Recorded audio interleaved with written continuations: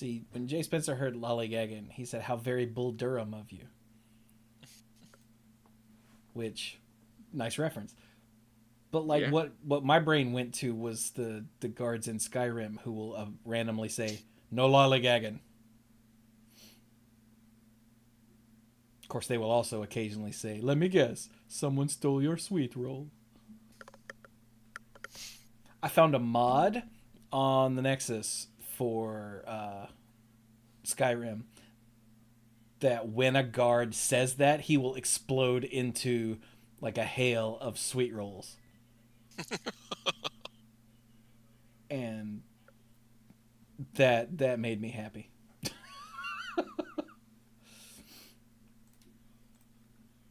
Anyway. Yeah, even though I grew up just down the road from Durham and have been to that ballpark to see games multiple times, I've never seen the movie Bull Durham. It holds up. It's pretty good. Oh, good. Well, okay. I don't know if it holds up, but it's pretty good. Okay. But you do get to see a young crap. The guy from Just Shawshank what you always Redemption. wanted. What's the guy from Shawshank Redemption? Tim Robbins? Tim Robin. I'm like Tim Curry? Tim what's his name? Yeah, you do get to see a very young Tim Robbins standing on the pitcher's mound in lingerie. So that helps. Which makes everything better. Uh-huh. It's your second favorite baseball movie? Alright, I'll bite. What's the first? League of Their Own? Or Oh, I just rewatched that a few months ago. That's such a good movie. The Natural? No. Who was The Natural? yeah, That was Robert Redford, right? Was that the Rubber or was that the one with the Dennis guy? Quaid? Yeah. Is that who you're thinking of? Okay, that was the one with Redford. Yeah, Dennis Quaid was that the Rookie? Because he was like in his 40s and Yeah, that's the one I was thinking of. yeah. Dennis Quaid doesn't get enough credit either. Just in general. Yeah.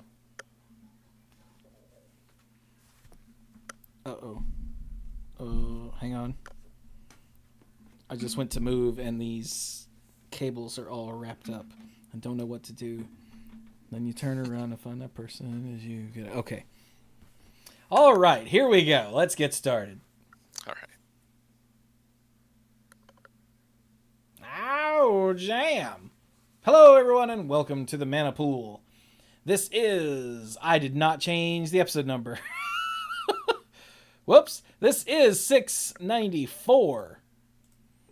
Terribly sorry. Gosh, really? We are The professionals. worst. They are. I'm a nerd. There we go. So, this is episode 694 of the Mana Pool. And I am Chewy. I'm a big dork. And I've got a couple of other dorks also here. Hey, that's my cue to say something. I'm Brian. I'm a dork. I am here. I'm going to talk. I talk more than usual on preview episodes. Hint, hint, hint. So you're going to hear my voice a lot. Yeah. And with me is also another dork. I'm Mike. I'm a dork. Hi, Mike. Yeah.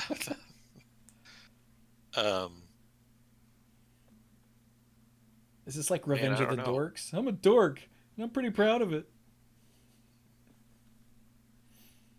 We'll get Ogre screaming, "Dorks! Dork! Dorks! Dorks! Dorks!" Sorry. I know that reference.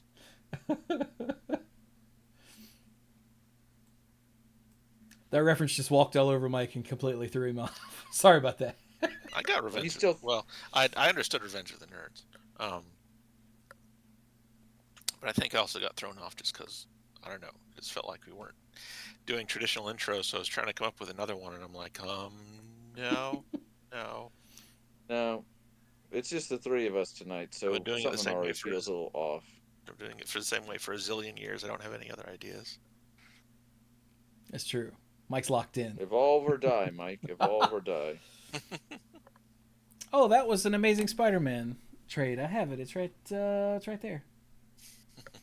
The other, Evolve or Die. Anyway, so yes, we are doing previews because never-ending preview season is a thing, and there has been a murder or multiple murders. I don't know. I haven't read the story and don't care. I think it's just the one. No. Isn't the set called Murderers? It is. Karlov Yeah. Manor? Then more than one, yes. Yeah. So. Because that is how plurals work. So Brian, what's the name of the set? Murders at Markov Manor. Ha ha! There it was. You want to try that again? I didn't say Karlov this time.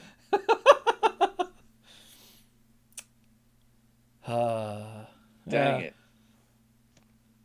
There was and you know what? I think I told Sam the wrong name of the set because she's like, "Oh, MMM," and I'm like, "Yeah, that's cool. I didn't think about that." Now I've nope. Oh, dang it!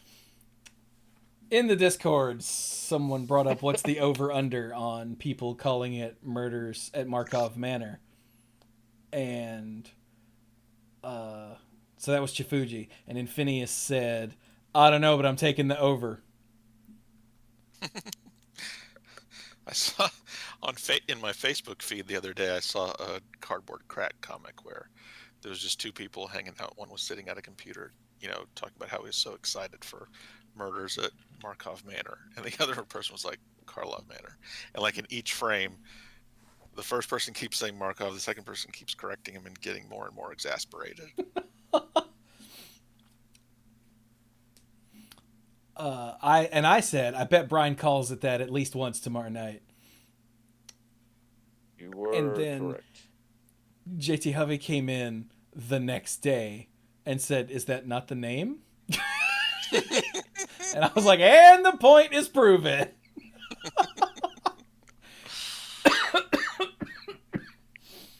I'm so glad that Brian just walked right into that, and I didn't have to wait and try to catch him off guard later in the episode. Just right off the bat. Anything. Like the door was open and I just walked into it. Oh my god! So yes, I remember seeing some of the first like promotional imagery for it, and I don't know, I can't remember whether it was a card too, and I was like, what are all these Ravnica people doing here? Because inside my head I had internalized it as Murders at Markov Manor. Yeah, I really think that they could have made a better name that didn't sound like something that already existed in Magic in an entirely different location. Mm-hmm. But there was some decision along the way that could have been different. Yeah. Well, and because Tessa is an existing character, so, and it's at her place, I guess. That's. But why not do anything else? I'm not sure. Who knows? But yeah, so this week we are investigating the murders at Karlov Manor for the first time. Oh, I see what you did there. Yeah. And we're going to start, as always, with the mechanics. Mm-hmm. Yes. There we go. So, we've got not quite Morph, or Morph Plus. Yeah. It really is Morph Plus. We have to be careful when we're talking about like strictly better and all that sort of stuff, but really, unless the cost to flip up is always going to be higher, this is basically Morph Plus. It's Disguise. So, how Disguise works is a creature or other card. I think only creatures have Disguise. We'll have to find out. Card has Disguise on it, and it has a cost. You can play it like a Morph card. Is the easiest way to describe it. You can pay 3 of any mana during your turn at sorcery speed when you have priority to put it face down on the battlefield as a 2/2. And I know there's something else, but I'll come back to that in a second. And then at any time you have priority after that, and this is important because it doesn't use the stack, you pay the cost, the Disguise cost, to flip it up. Yep.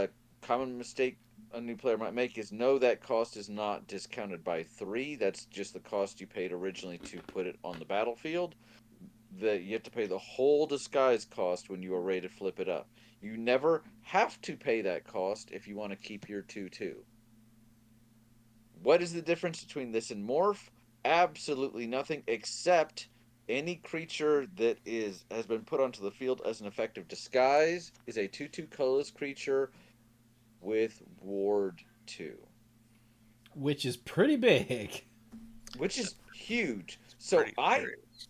I'm skipping ahead just a little bit, not to anything else in the mechanics article, but I read this whole article. I did not have time to watch the live stream like I usually do because the last 2 weeks have been insane thanks to a horrible jury trial I'm not going into. But I didn't have a chance to watch it, so I'm reading the article and I have mixed feelings because I got started in Onslaught or right before Onslaught. And I'm like, this is just better Morph.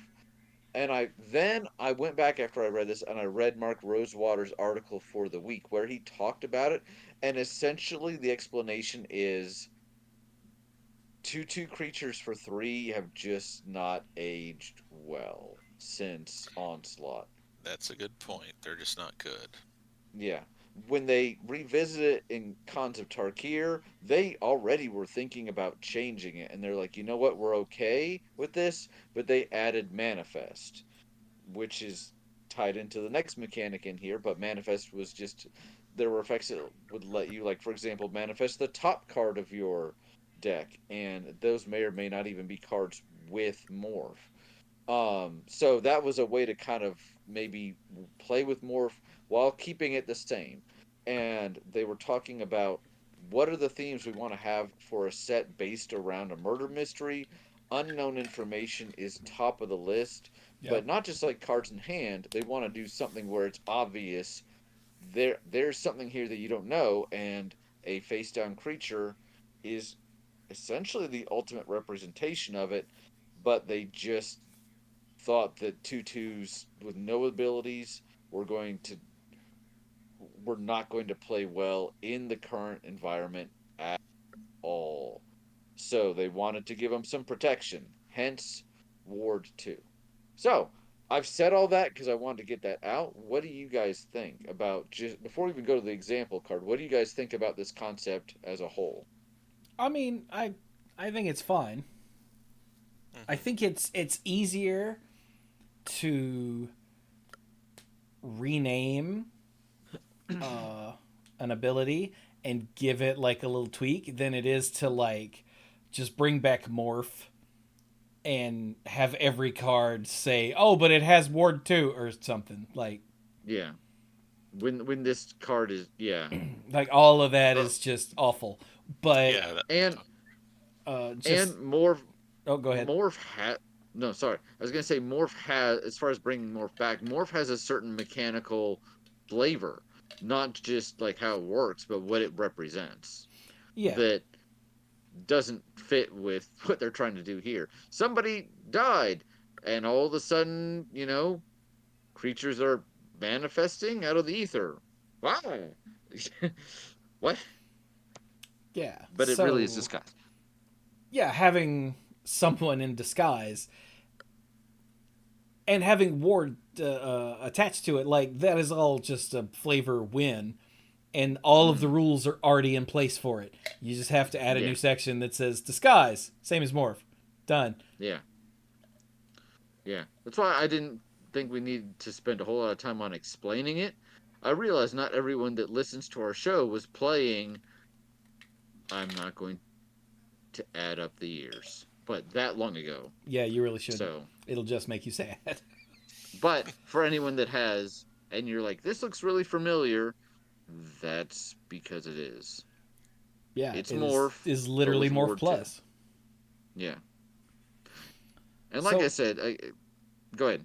Go ahead. our example is I. This might be my favorite name that I've seen yet, other than Red Herring, which I I just saw guarantee a few you they minutes ago start they put this one out early for a reason. because the For the name is name. Yeah. hilarious. It's the Yes. defenestrated phantom. Yep. And so it's a phantom what got thrown out a window. And it's a 4/3 flyer for 4 white. A common. It's a spirit. You know, nice and simple. But it has disguise of 4 and a white. So you can play it for 3s or 2/2, and then whoa, it's a 4/3 flyer, nerd. So that's cool. I remember when Defenestrate came out. Was that in Streets of New Capenna? And you were just like, yes, because it showed a man or somebody being thrown out of a window. I completely forgot that was a card. Yeah. Oh. You probably only saw it the one time. So yeah, it's literally Morph, right? Mm-hmm. They didn't add anything No, new. It's just Morph with plus Ward Ward, 2. right? it's Morph with Ward +2. That's it. All right. So yeah, And nice the and the little simple. the little reminder thing here that you can lay on top of it does say you can cover a face down creature. I don't. I guess we'll find out if there's non-creature cards with disguise. Mechanically, it really only makes sense for creatures, but maybe the murder weapon. I don't know. I mean, there was a land with Morph. They've made things that aren't creatures with Morph because it's a creature Well, yeah, when it's face down, and that's what it means. It doesn't mean a creature card that is on the battlefield face down. It means a face down creature is that card on the battlefield as a 2/2. yeah, that's right. Yeah. I do like the little helper card though that it's not quite a token Yeah, because it doesn't represent a thing on the battlefield. It's just like, or it's a reminder. You put it on top of your face down card to make it look yeah. cooler than a face down card.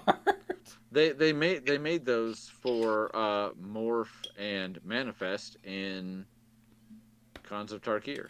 Mm-hmm. So Oh, they did, didn't they? Yep. yeah, good for them for remembering how neat stuff works and not. You don't always have to reinvent the wheel when the wheel works just fine. Exactly, yeah. Like all of the 15 different versions of Kicker are they're just they're a bit much. But there are some that are actually like more than just Kicker. Yeah. So those are good to have.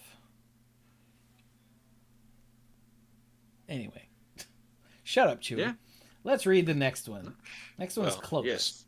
One more note. Along One with more all note. that, just like Morph and Manifest before, there's other like procedural stuff you have to remember. When you have more than one on the battlefield, you got to be clear about what's what. Yeah. You can't mix them up. You have to be able to distinguish them from another. If someone asks, "Hey, which one of those did you play first?" You need to be able to answer correctly and keep that clear. And then, when a face down permanent leaves the battlefield, or at the end of the game, or if you're playing with a bunch of people when you leave the game, you have to reveal it. Just to make sure and so everyone knows that things were being kept consistent. Yeah, in Onslaught Kai- Block, that bit a pro in the ass at I Kai forget. Bud, I think. Was it Kai Buddha? I can't remember. It was. I think think- they were. I think they were in the draft rounds, and he had gotten 2 cards mixed up because they had very similar art. Very similar Right. art. One of them had Morph and the other one didn't. Mm-hmm. Right. And he had And played the one what didn't have Morph as the 2/2 face down creature. And I want to say the game was not in his native language. So it was a whole bunch of stuff, which, granted, at his I level, don't think we're that talking has anything about. to do with it at that point. Yeah. No. And that's like, I'm just saying, it's very easy to go, oh, he played a creature that didn't have Morph face down and be like, that's against the rules. And yeah, at that level, it absolutely is. But I don't think there's any evidence, and no one has ever said he did it on purpose or to get No, an no, edge he or didn't. anything. Like, and because he won that game, Yeah, and when at the end when he turned it up, he was like, ah, piss. Like, yeah. and But he because accepted his game loss no, or match loss or whatever it was, like, I, I, because it was his bad. This game lost. I think it ended up being a match loss, which really was unfortunate, but they took it as a all right. Now we get that this was not really anything intentional. This is just how the Mhm. rules work. Kind of like let's all learn from this sort of thing. Yeah, a mistake, an error like that was a game loss during part of Khans of Tarkir's time in standard, but they softened it later to a warning, Yeah, just because it was happening too much and deciding way too many games yeah, for the I yeah, mistake kind of mistake it was. yeah. And that was And I just think that was not for people like turning up something wrong. That was for people forgetting to do it at the end of the game, just scooping yeah. all their cards together without showing. Well, yeah. Game's over. I'm done. If you actually, I'm sure, if you had concrete evidence, I'm not just saying speculation, but concrete evidence that the other person was actually doing this on purpose, maybe it was a That's creature without disqualification. morph. Yeah, Yeah, because cheating is cheating. yeah. But, um, but that's not what we're talking about in this Mhm. situation. So, Yeah, it okay, was two great. clerics with very similar outfits, and he said one had morph and one didn't, and he thought he drew the Yep. one that had morph and played it as a morph. They might Oops. have even both been named Daru something or other. That would Possibly. not have surprised me. Yeah. Yeah. But oh well. RTFC. Yeah. Yep. Can happen to actual world champions. Yep. All right, so next is Cloak, which is, if I understand correctly, just Manifest, but with Ward 2. Is that right? Yes. I think essentially, yeah. Oh, there we go. All right. Go home, Morph and everybody. Manifest, Cloak and Disguise. Now, what's Manifest again? That is where you... Well, let's read the example. So, Expose the Culprit for 1 and a red is an uncommon instant that says, choose one or both. Turn target face down creature face up, which is break open. Break open. Yeah. Break open could only target opponent stuff. It could, couldn't it? Oh, even better. And True, because they didn't want you like, oh, let me just play this Exalted Angel and then flip it immediately for 2 mana. Gross and Yeah. Colossus Blair. yeah. And sorry, go ahead. And so choose one or both. Turn target face down, creature face up, or exile any number of face up creatures you control with Disguise in a face down pile. Shuffle that pile, then cloak them. Which means... Which is kind of... Okay, wait. Any number of face-up creatures with Disguise. Okay, so basically it can shuffle up and remorph and shuffle up your creatures that have already been turned face-up. Which is kind of funny because what was one of the last things Mike just said was you have, if asked, you have to tell them, all right, this is the first one, second one I played. And this essentially undoes It just that. breaks that rule, doesn't it? Yeah. It doesn't mean that you can avoid any of the stuff we just talked about. It still can only apply to your creatures with Disguise for sure. Yeah. But I mean, which after one was you the do first? this, I mean, this Yeah. is just an effect of Expose the Culprit, but after you do this, you can't, mix them around anymore. That's just part of the effect of Expose the Culprit. Yeah. Oh, sure. But like, flies in the face of like, hey, which one was the first one you played? Well, that's a good question now, isn't it? Yeah, and then there's reminder text that reminds you to cloak a card, put it onto the battlefield face down as a 2/2 creature with Ward 2, turn it face up anytime for its mana cost if it's a creature card. Oh, I forgot you could do that with a morph creature to have a different way to flip it. Right?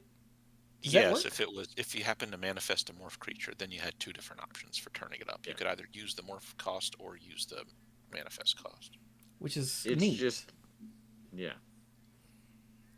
The vast majority of the time, the morph cost is going to be cheaper. Yeah. But Yeah, still. Oh, unless they tack some kind of impressive spell effect on it. yeah. Chifuji said, you, the controller, can check your disguise/cloak card, right? Yeah. Yes, that's Yeah. correct. Yeah, you can look at any of them at any time. So you So shuffle after it you up play- face down, but then you can see which one is which. Yeah. But now your opponent doesn't know. Playing Expose the Culprit should not be a, like, oh shoot, I don't know what I'm playing anymore. You shuffle them up, they're put down, and then you can look at them yourself. I again. do like that you can choose both to flip one of your things up to like get an effect or something, and then immediately turn it face down and shuffle them around and get them all back. Like that's really cool. I almost like, and this is just me, and this is just weird, but I almost like, even if you don't have an effect, like when this creature's turned face up, just being like, look at who I got, and then Ebon Blade Reaper. Oh God, which one is it? Round and round he goes. And then you play Pyroclasm, and I weep anyway. Yeah. But it would be hilarious for 5 seconds.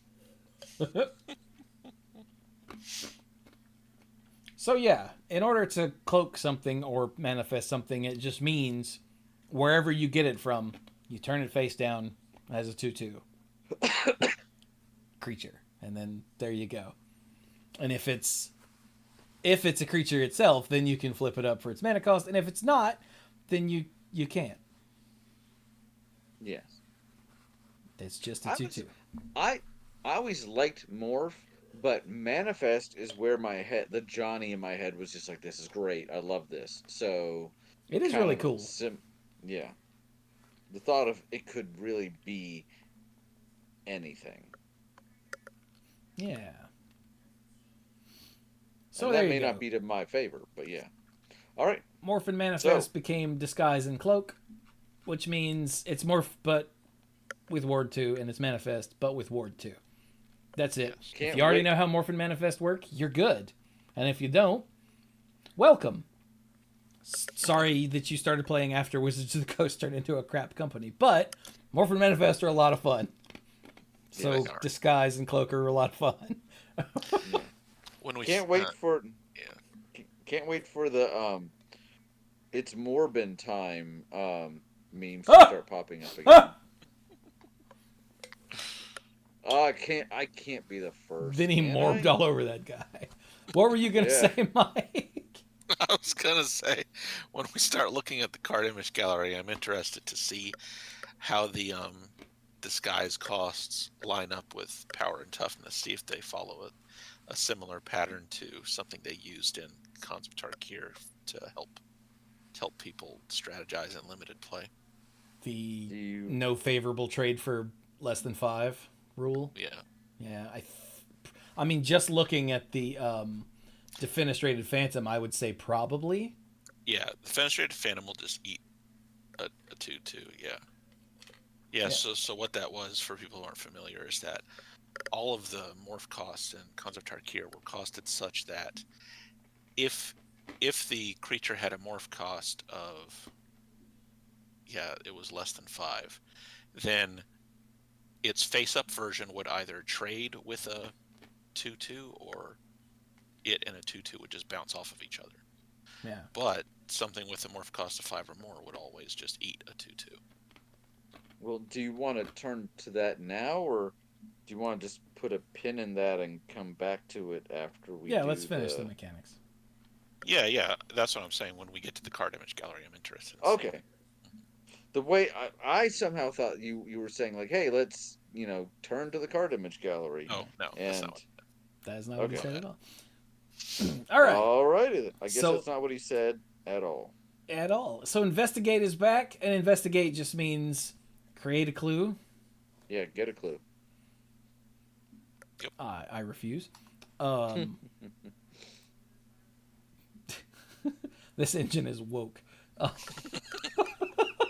Um, the yeah, and a clue is an artifact token that says pay 2 and sacrifice this artifact, draw a card. Yeah. Clues have been around for a hot minute. And I think they showed up relatively Since recently, didn't they? they showed up for the first time in Shadows over Innistrad when Jace was like, "I'm gonna solve a mystery," and kind of failed like all over the place. But that turned out to be Emrakul right after the other Titans. Boo. But I think it's kind of been more, if not evergreen, kind of deciduous. Um, it Yeah. was, yeah, Yeah, I it's feel like it showed up on like a card or like one or two cards just because kind of recently. yeah, Not as I part of think a so big too. mechanical theme. Oh, oh, Oh. in not Crimson Vow, but the werewolf one right before that. Um, Midnight Hunt. Midnight Hunt. There were at least a couple clues. There was the one in a white, destroy target creature or planeswalker. Its controller investigates, with a picture of Soren being like, "Where's Grandpa?" So I can't remember. I don't think that would have been the only card in the set with investigate. Hmm. Could have been, but Who knows? yeah, it's investigate. You know how it works. It's been up fairly recently. Finally, we actually have a completely new mechanic that is not just a mechanic reskinned or just brought Oh, wait a minute. back. We should read the card. Oh, we should read the card. Sorry, we just because we all know how investigate works. But what's the card then? I don't know. I read the first two. Oh, well then I'll read this one. Auspicious arrival. It's like they've been following me around whenever I go through a door dramatically. For one and a white, I think that's a common symbol. Instant. Target creature gets +2/+2 until end of turn. Investigate. And it shows, I guess, the story where I guess this investigator comes in and solves a murder. It says Yeah, story this is spotlight. our. I haven't read the story, so I guess this is our Sherlock Holmes or our Hercule Poirot. He's Yes. Detective Proft. yeah. Oh, Chifuji in the chat said Proft is a lovable a-hole know-it-all. Oh, so he is Holmes and or Poirot. Yeah. Oh, and Jay Spencer said there were 3 cards in Midnight Hunt that investigate. So there you go. Ah, Thank Cool. you. so not a whole lot, but a couple. Yeah, I love the flavor text on this. It says Proft brushed past the guards and introduced himself as the great Detective Proft without a hint of irony, then identified the culprit within minutes. Ooh, he's good. Oh, he's real good. Have you guys seen any of the new Kenneth Branagh Poirot movies? No, I've wanted to. No. Haven't got around to it. Are they any good? Yes. Renee and I have watched all 3 of them now. Cool. And like I am not like a fan of Agatha Christie. I've never read any of her books. Hmm. So any of the that's not accurate adaptation crap did not bother me at all. As murder mystery movies, they are awesome. That's Murder on the Orient Express, Death on the Nile. Oh crap! And the third one has a horror movie name. What's it called? A Haunting in Venice, I think. Hmm. But they are all excellent films.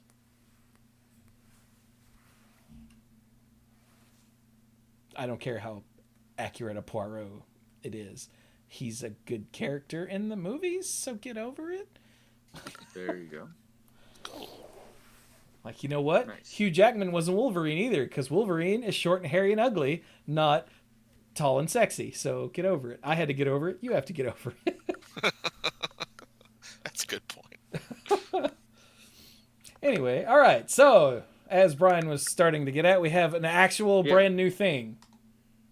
Yes. A couple of them, but here's the first one. Suspect. I like the first line here made my senses tingle because in the article they say everyone's guilty until proven innocent, and I'm like, I know they're being dramatic, And but Brian's brain went, Twitch, "What?" ah! So, but a creature can be suspected. Yeah. It doesn't say that other permanents can be suspected. So it doesn't seem to use markers or counters. It's not like put a suspect counter. It's just, hey, you have to remember that guy is a suspect. A suspected creature has menace and can't block for as long as it remains suspected. So it may be something you want to do to your own creature, like because it gains menace, Yep. but it can also be a way to remove blockers. And we've got an example card here.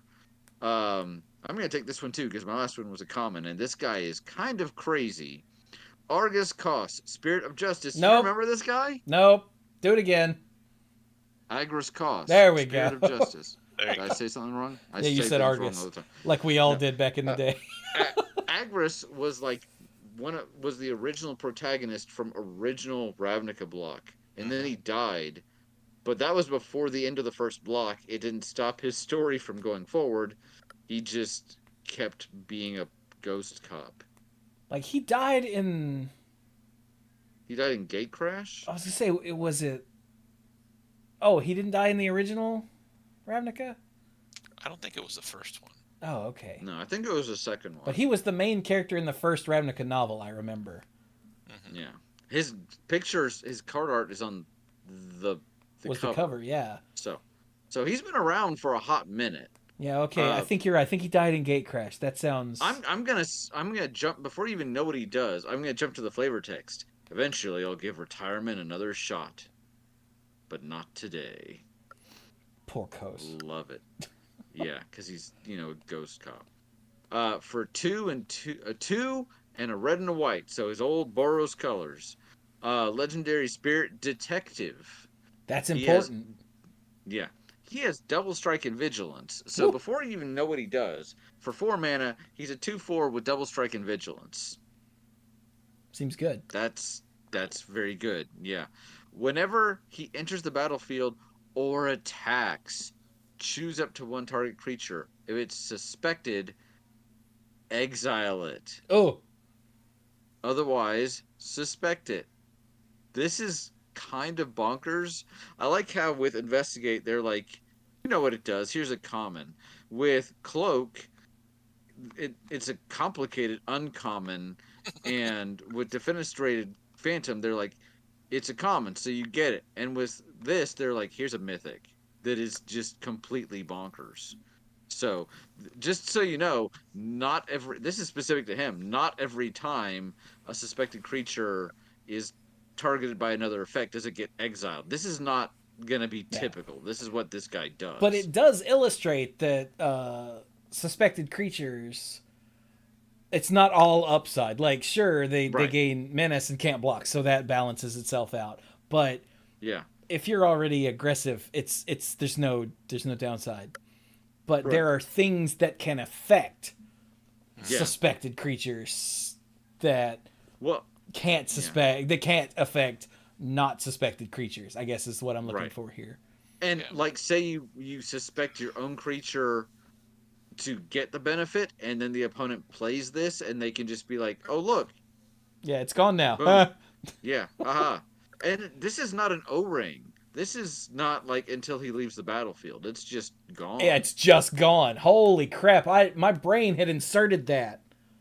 Yeah, no, I had to read it twice, and I'm like, that seems really good. Yeah. He's a cop, all right. He's like, I don't like how you look, and I've already got my eye on you, and all right, you're going away. Here's the paddy wagon. Woo woo. So the paddy wagon is exiled, by the way. Oh my god. It does say, once suspected, a creature remains suspected until it either leaves the battlefield or another effect causes it to no longer be suspected. If it stops being a creature, it remains suspected. So, if you have a creature and there's a Vraska now that you can use an ability, and she turns a creature into a treasure token, or just a treasure, I should say, it would still be a very suspect treasure. You're like, I still see you. So So yeah, that's suspected suspect. is nice and simple. And But it Fuji also said gets applied other ways. there's a Yeah. reminder thing, sort of like the mysterious creature that you can use to mark whether a creature is suspect or not. Okay. I Okay. I wondered if there'd be like a little cardboard punch out that they Yeah. would give Yeah. for that. You don't want to like cover the creature the way you do with I keep wanting to say morph, but not morph. You don't want to cover the creature the way you do with disguise, because what this creature is still very much matters. Yeah. But it is good to have a reminder. All right. Then we have another new thing. Hey, Mike, why don't you tell us about collect evidence? Collect evidence. Collect evidence. It's a cost that shows up on stuff. Um, in a lot of things, you'll see it as like a rider to get an extra effect on a spell or an ability or something. On the example card, it's used for something pretty different. The collect evidence comes with a number, and that number is the total mana value of stuff that you need to exile from your graveyard to pay the cost. You exiling stuff from your graveyard is collecting the evidence. So here, this example is collect evidence 4. That means you need to exile cards with total mana value 4 or greater from your graveyard in order to pay the cost. But here's what this one does. This is Axebane Ferox. For 2 green green, it's a rare 4/4 beast with death touch and haste. Jesus. Yeah, so that's a lot. And it has a ward ability where the ward cost is collect evidence 4. So this means if your opponent targets it with something, they have to collect evidence 4 to keep that, whatever they targeted it with from being countered. So I will admit, when I was looking at this card, I was kind of a bit heady after looking at Suspect. So I'm like, that's really cool. And I looked at this one, I didn't completely get it at first. And then I'm reading the card, and I'm really trying to understand what collect evidence is. And it took me more than one reading the card, right? It was not until 30 seconds ago when we scrolled down that I'm like, it's a 4/4 with Death Touch and Haste in green for 4 with Ward. Yeah. What the heck? Yeah, That, it's pretty freaking good. yeah. And that ward cost can get impossible to pay really quick. Yeah, right? If nothing else, I mean, because you have to have those cards in your graveyard already. You're not discarding them for the effect or anything. That's harder to pay than other things would be. And this comes down. 4 isn't super early, but it's not late. This could come down way before they could pay that cost. And by the time they can pay it, it may be too Yeah, late. it's probably already done its damage. Yeah, they probably just had to gang block it or something to get rid of it. Yeah. Yeah.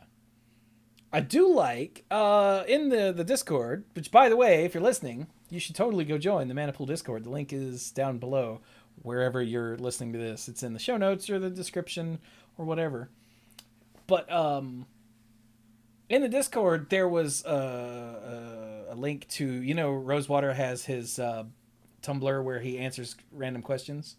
Mm-hmm. Yeah. And someone asked, I see that you're using real world animal types a lot more frequently. Is that a conscious effort to stop using the catch-all beast? And he was like, yes.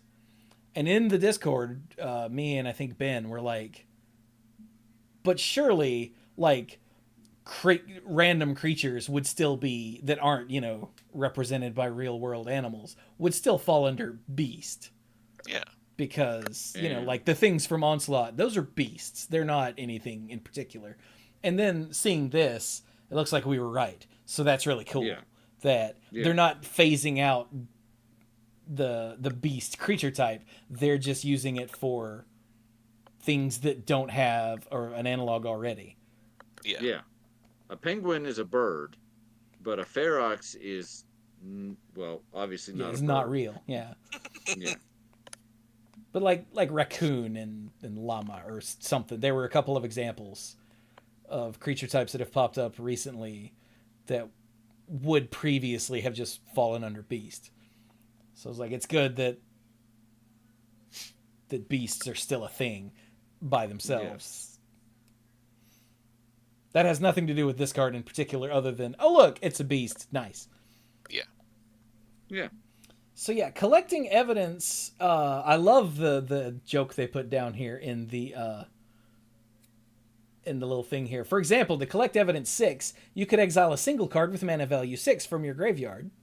Cards with mana values 1+2+2+1, or even 1+1+2+2+1 plus. Wait, this is a Clue joke from the movie. I love it.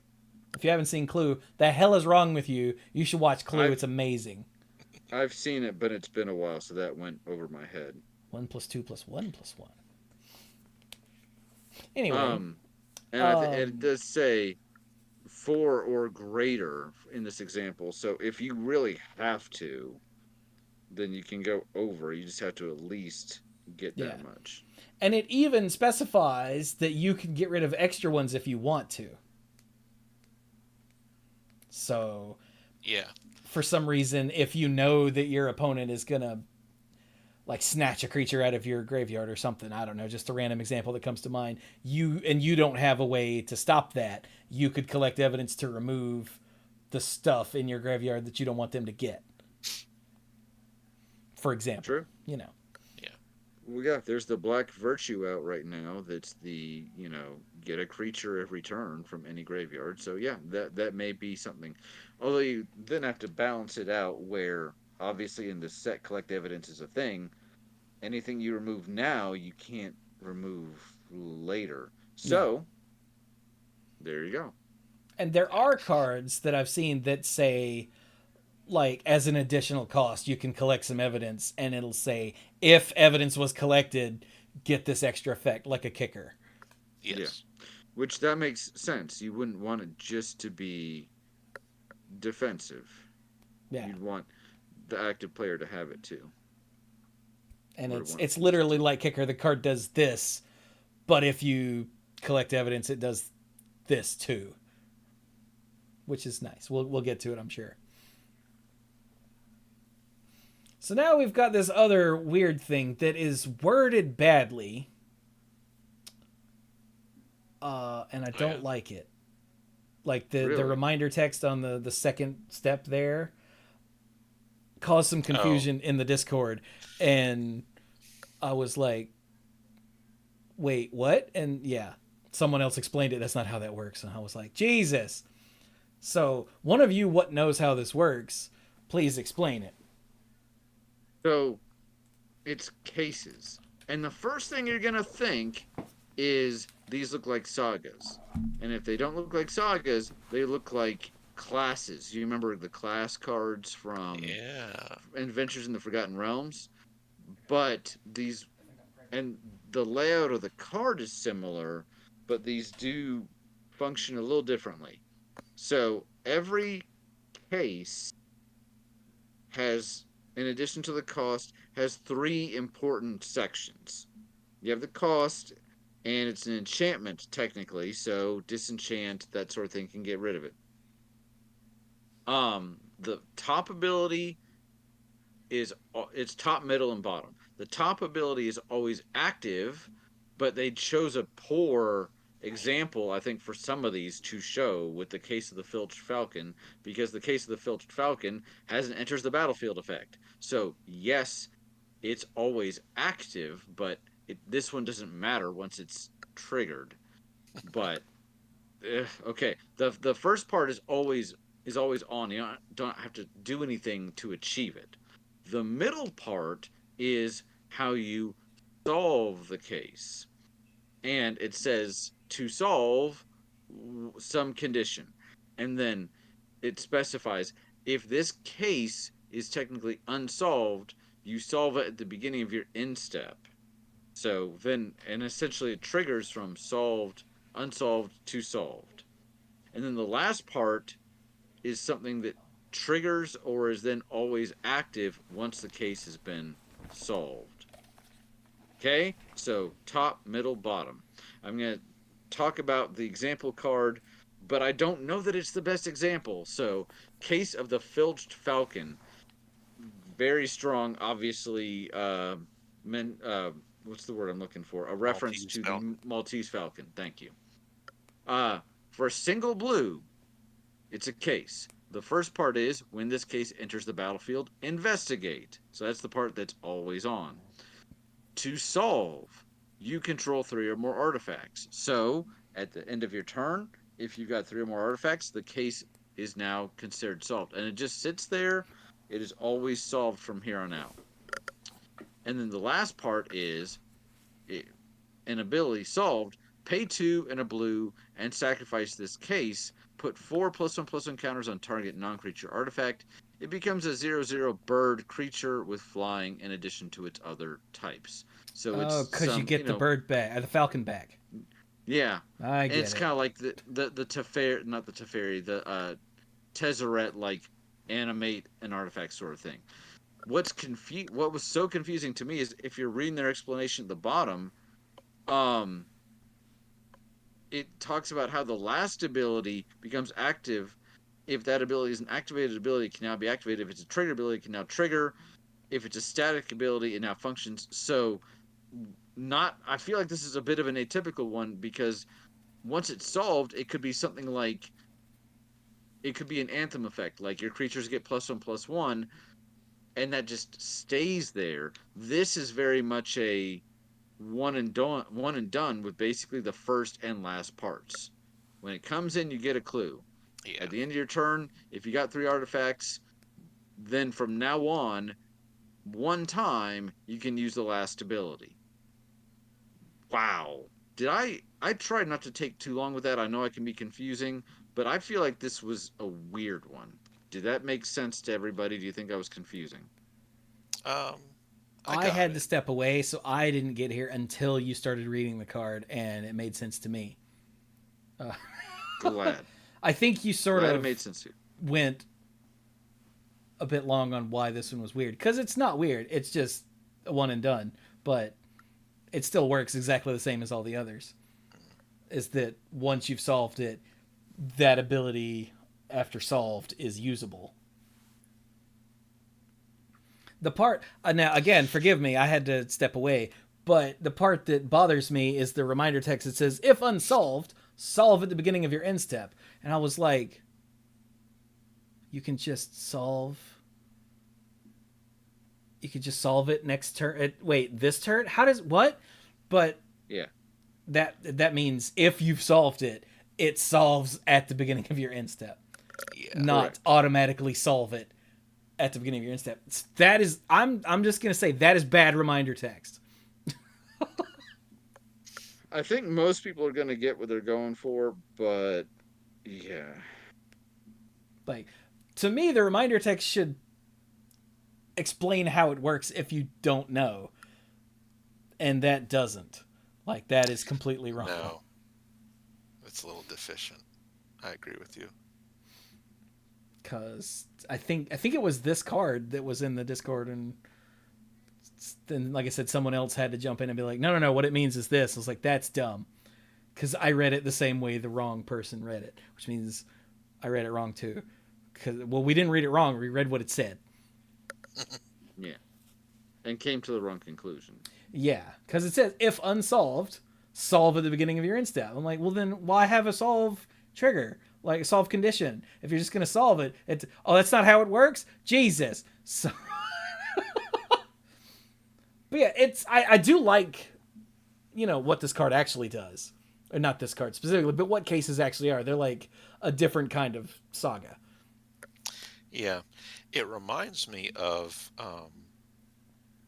things I've read about old designs for quests that they played around with in the original Zendikar blog. Oh yeah. But they just couldn't get it right.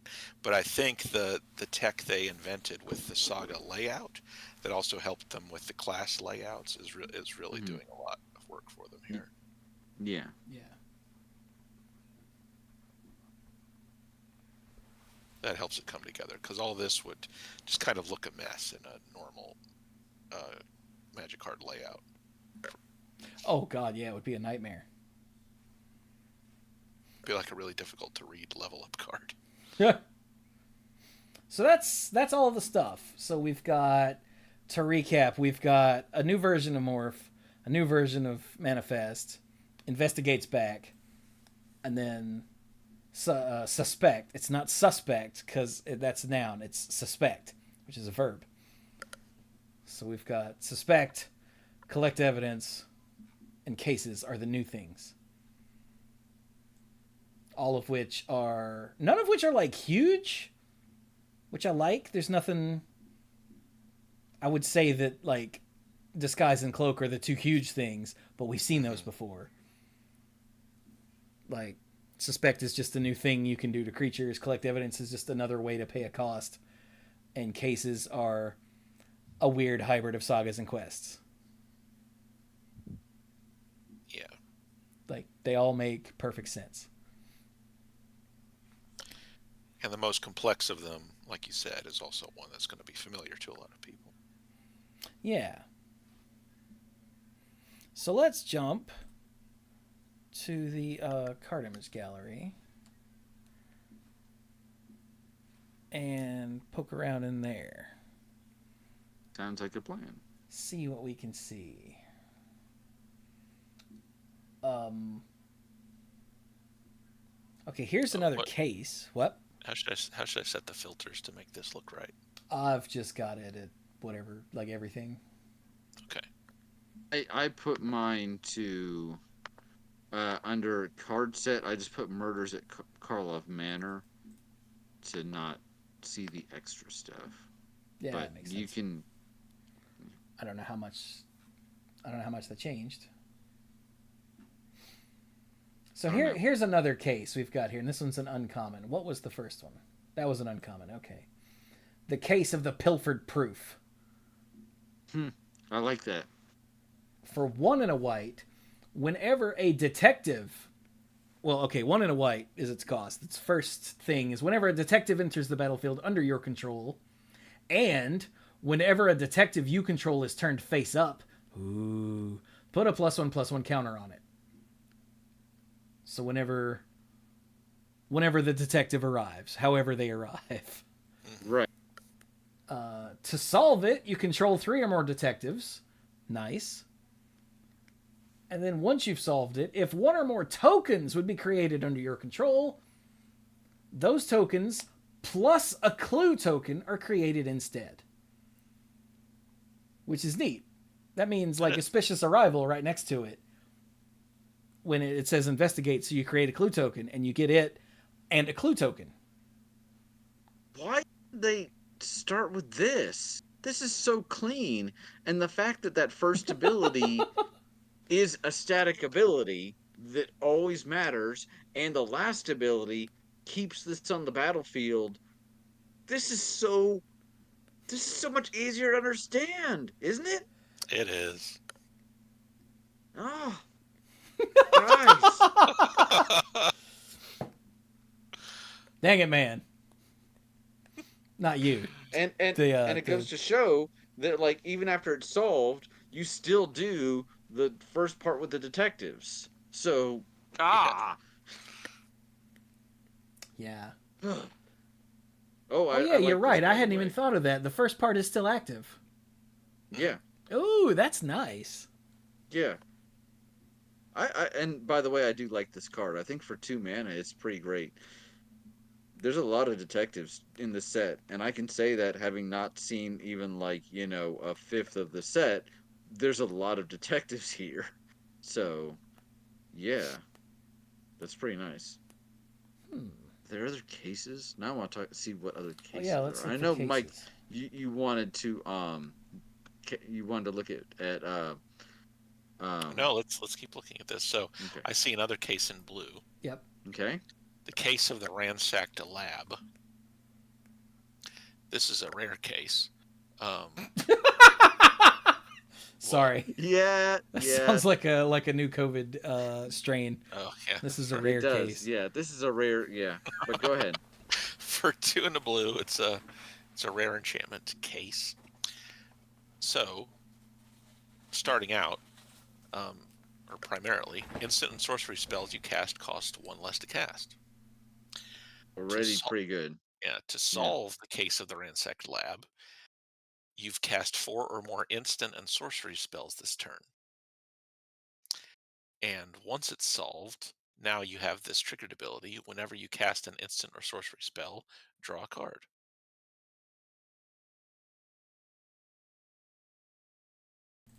I like the balance on Again, that in that you've already had to like blow 4, Spend a bunch. Yeah. yeah. so you're But then probably not gonna get like a huge return right away. no. But your sorcerer's instance, again, because this remains on the battlefield, still have that discount. Mm-hmm. And if you have any left to play, once you have solved this, they replace themselves in addition to any other card draw they have because you're playing blue. And clearly instants and sorceries. So this feels pretty good. It's not busted, but this feels really good, and I feel like I understand what they're going for. Yeah, I like it. I like that. All right. I see a couple in black. I'm just kind of working our way down. Yeah. The case of the Gorgon's Kiss is an uncommon. When this case enters the battlefield, destroy up to one target creature that was dealt damage this turn. Okay, I've seen this effect on things before, and I like how the set has a very noir theme to it, and you look at the art in this, and that's very evocative. Plus, the case of the Gorgon's Kiss. Excuse me. Sorry, I was not kissed by a Gorgon. To solve, 3 or more creature cards were put into graveyards from anywhere this turn. So mass Ooh, killing spree. Yeah. And once you've solved the case, because everyone's dead, this case is a 4/4 Gorgon creature with Death Touch and Lifelink in addition to its other types. So you've solved the dang. case, and I guess this case was the culprit. Honestly, I kind of like it from a flavor perspective. We're like, it was you, and like, yeah, it was me. I'm right here. I'm the Gorgon. Hi. I like that it has lifelink. That's great. For a single black, you destroy a creature that's already dealt damage, and then at some point, if a bunch of other stuff dies, you get a 4/4 with Death Touch and Lifelink for a single mana, plus whatever it costs to blow up other stuff, which you probably want to do anyway. Okay, hold up. This thing doesn't have to be on the battlefield when it was for it to be solved, right? Meaning it doesn't have to see things die. It's just, yeah, it Right. just has to be on the battlefield at the right time to check the condition. It didn't need to Yeah, see any of those. So you could like attack with 2 creatures and have your opponent like trade with one and kill yours, and then 3 things have died. Then you play the case of the Gorgon's Kiss, kill their thing that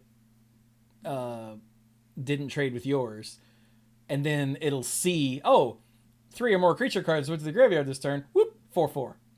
Yeah, you can do it. Yeah, yes, you can find situations. Yeah, Dude, that's really or cool. like but even if just 2 creatures die in combat, you can use the first ability to make a third one die, Yeah. and then th- you got it. The only thing I'm going to point out about this is that tokens are kind of a big thing right now. I've been playing a lot of Arena, and a Yes. lot of people have played a lot of tokens. This says 3 or more creature cards. Oh, that is important. So Yeah. that is not as that is a more important distinction now than it would have been a couple of years ago when you didn't have as many tokens. So just and before this looks way too easy to pull off, there's that. So Yeah. Good okay, call. yep, it's raining cards. Oh God. Are you okay? I went to move the microphone and it just let go from the desk. Oh no. All right. I'm going to mute and work on this. You All guys right. will probably hear me bouncing around, but the chat won't. So Okay. just yeah, continue on. Yeah. All right. I guess we'll keep going with cases because they're so cool. Yeah. The case Yeah. of the stashed skeleton is another one in black. It costs 1 and a black. It's rare. When this case enters the battlefield, create a 2/1 black skeleton creature token and suspect it. Hey, you skeleton. A I'm suspicious watching you. skeleton. Yeah. To solve, you solve it by controlling no suspected skeletons. Where did he go? Uh huh.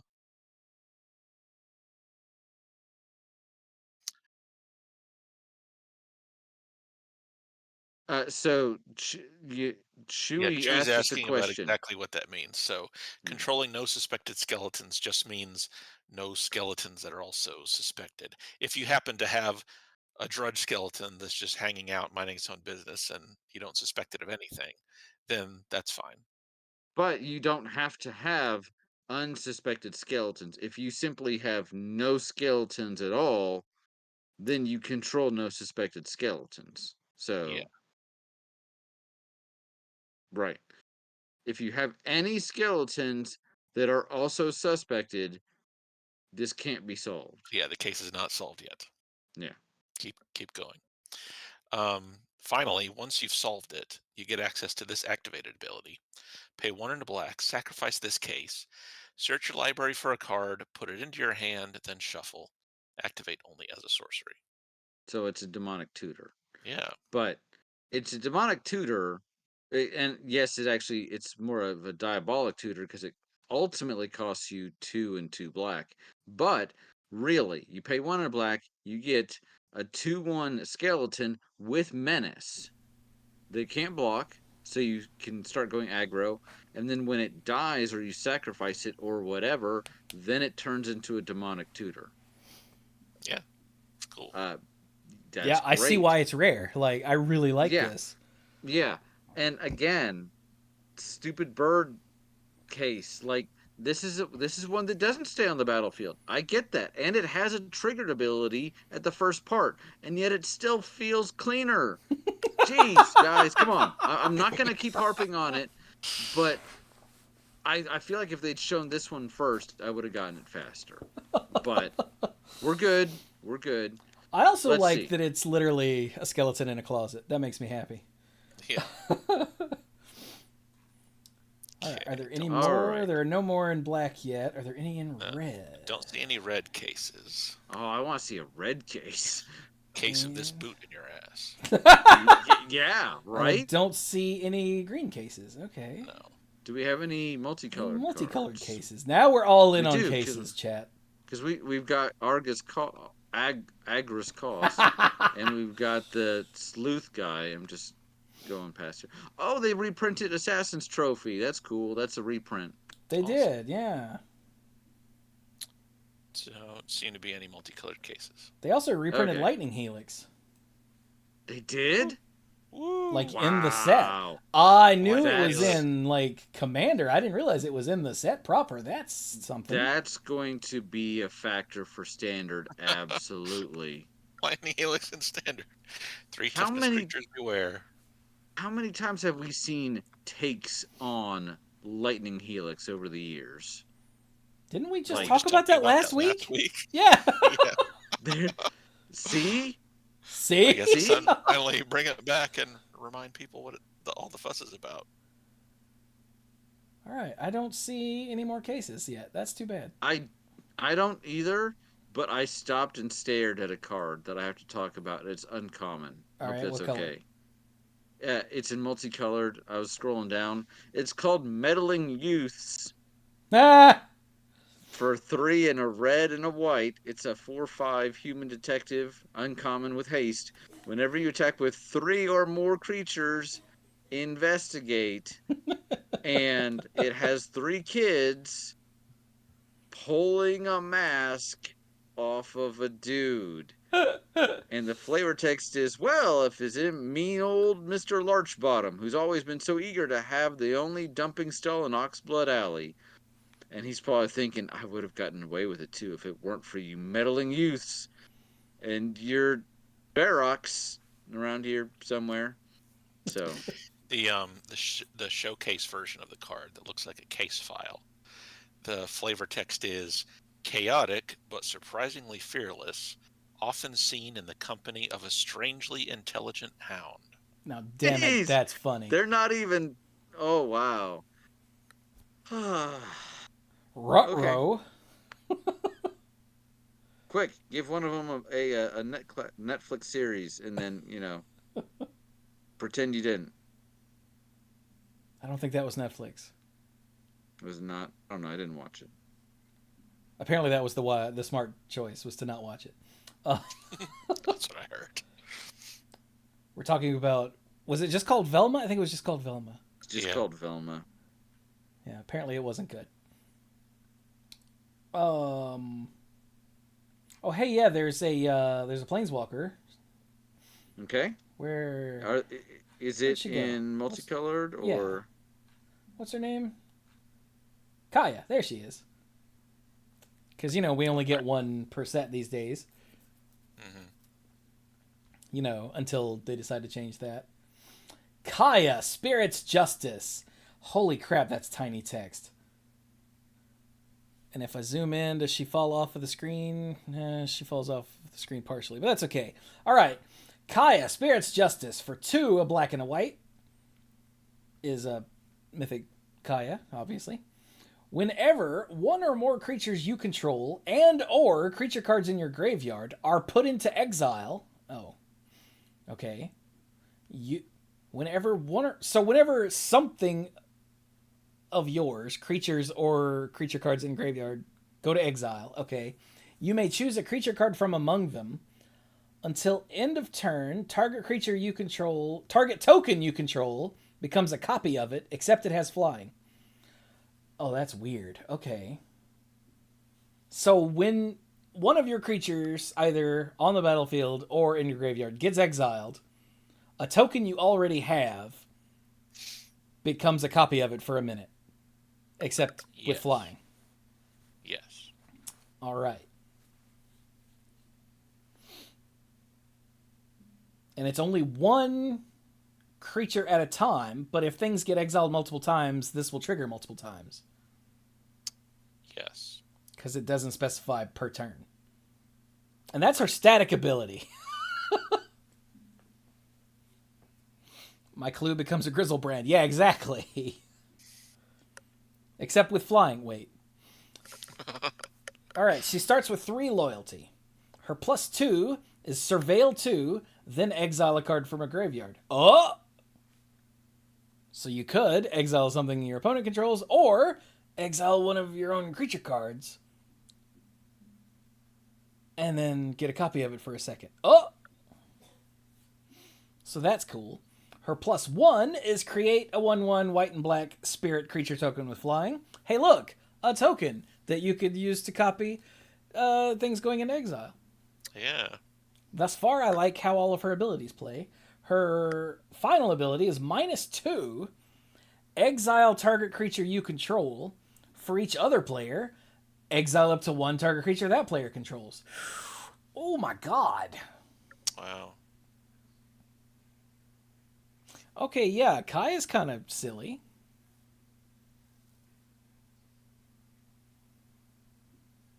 Yeah. Yeah. don't I don't really have a whole lot to say about that because that's just kind of. It's just good. Feel like her. I feel like her last card was pretty silly too. She's been getting some pretty nice Oh, treatment the lately. giant one with hexproof. The giant one with hexproof that could just go ahead and like exile creatures and give you like a 1/1 version of that creature. Just whew. I mean, yeah, this is very, very good. I really don't have a whole lot to say about it. And for 4 mana, yeah. Yeah, I like it. It's not like busted or anything, but it seems solid. Hmm. Yeah. Like the only problem is you need to have some tokens out, so be sure you do that.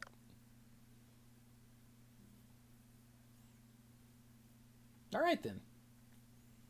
Oh, Mike, you should read Judith. Oh, there's another Judith card. Mm.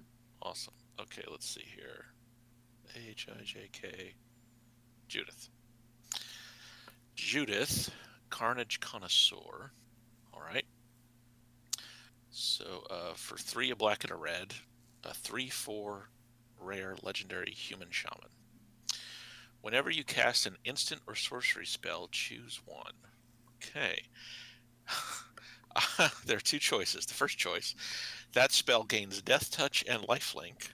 Whoo! Awesome.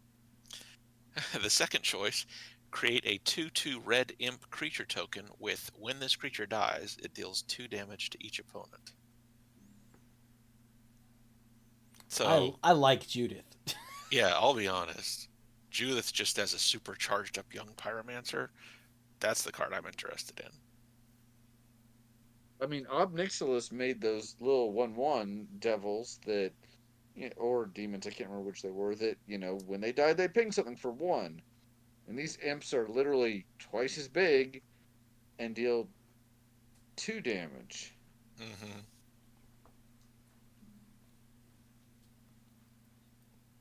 Yeah, it's pretty That's good. great. Yeah, I just wanted you to see that in case you hadn't, because it seems like the sort of thing that you would appreciate. Oh yeah, like this is on the level of me like building a new commander deck if I happen to just get one. That's pretty crazy. Hmm. Well, our good friend Kellen is back. He's been the common thread through the last couple sets. As a reminder, he was the guy that learned he was a child of the Fae, and specifically Ono, or Oko. Oh Sorry, no! Ono is somebody else.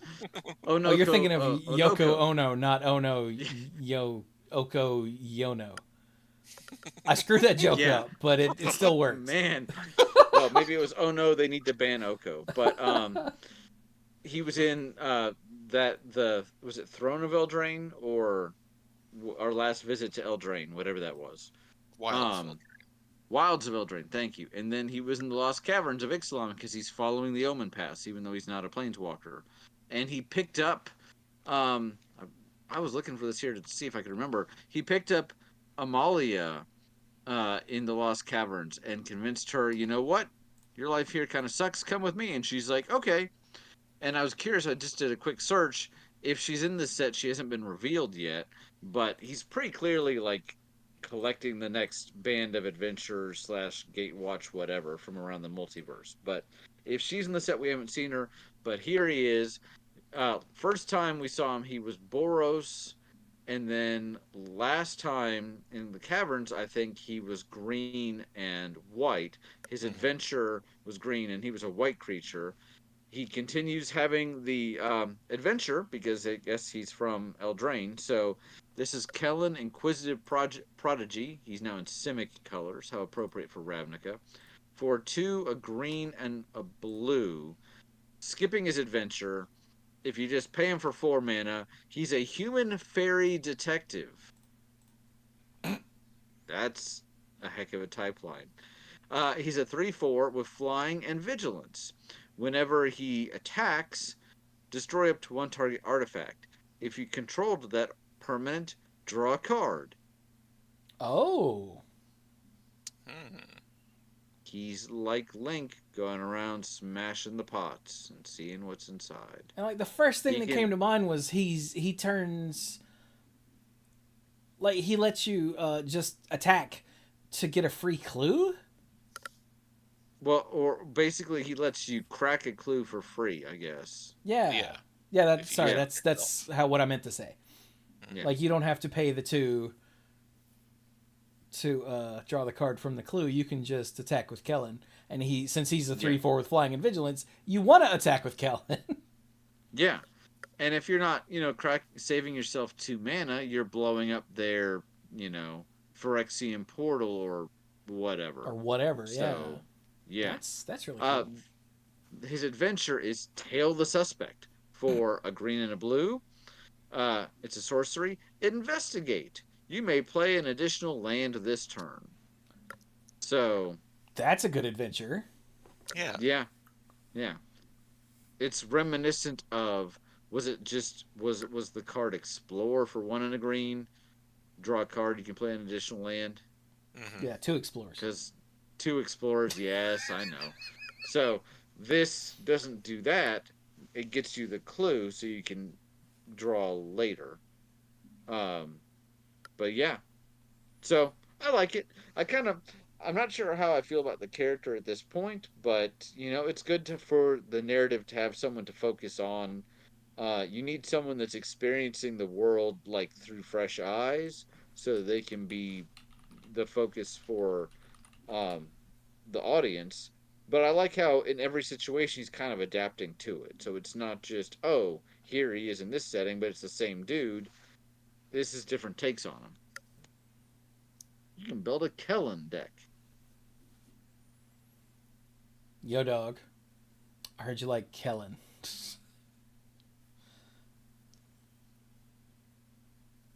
Huh.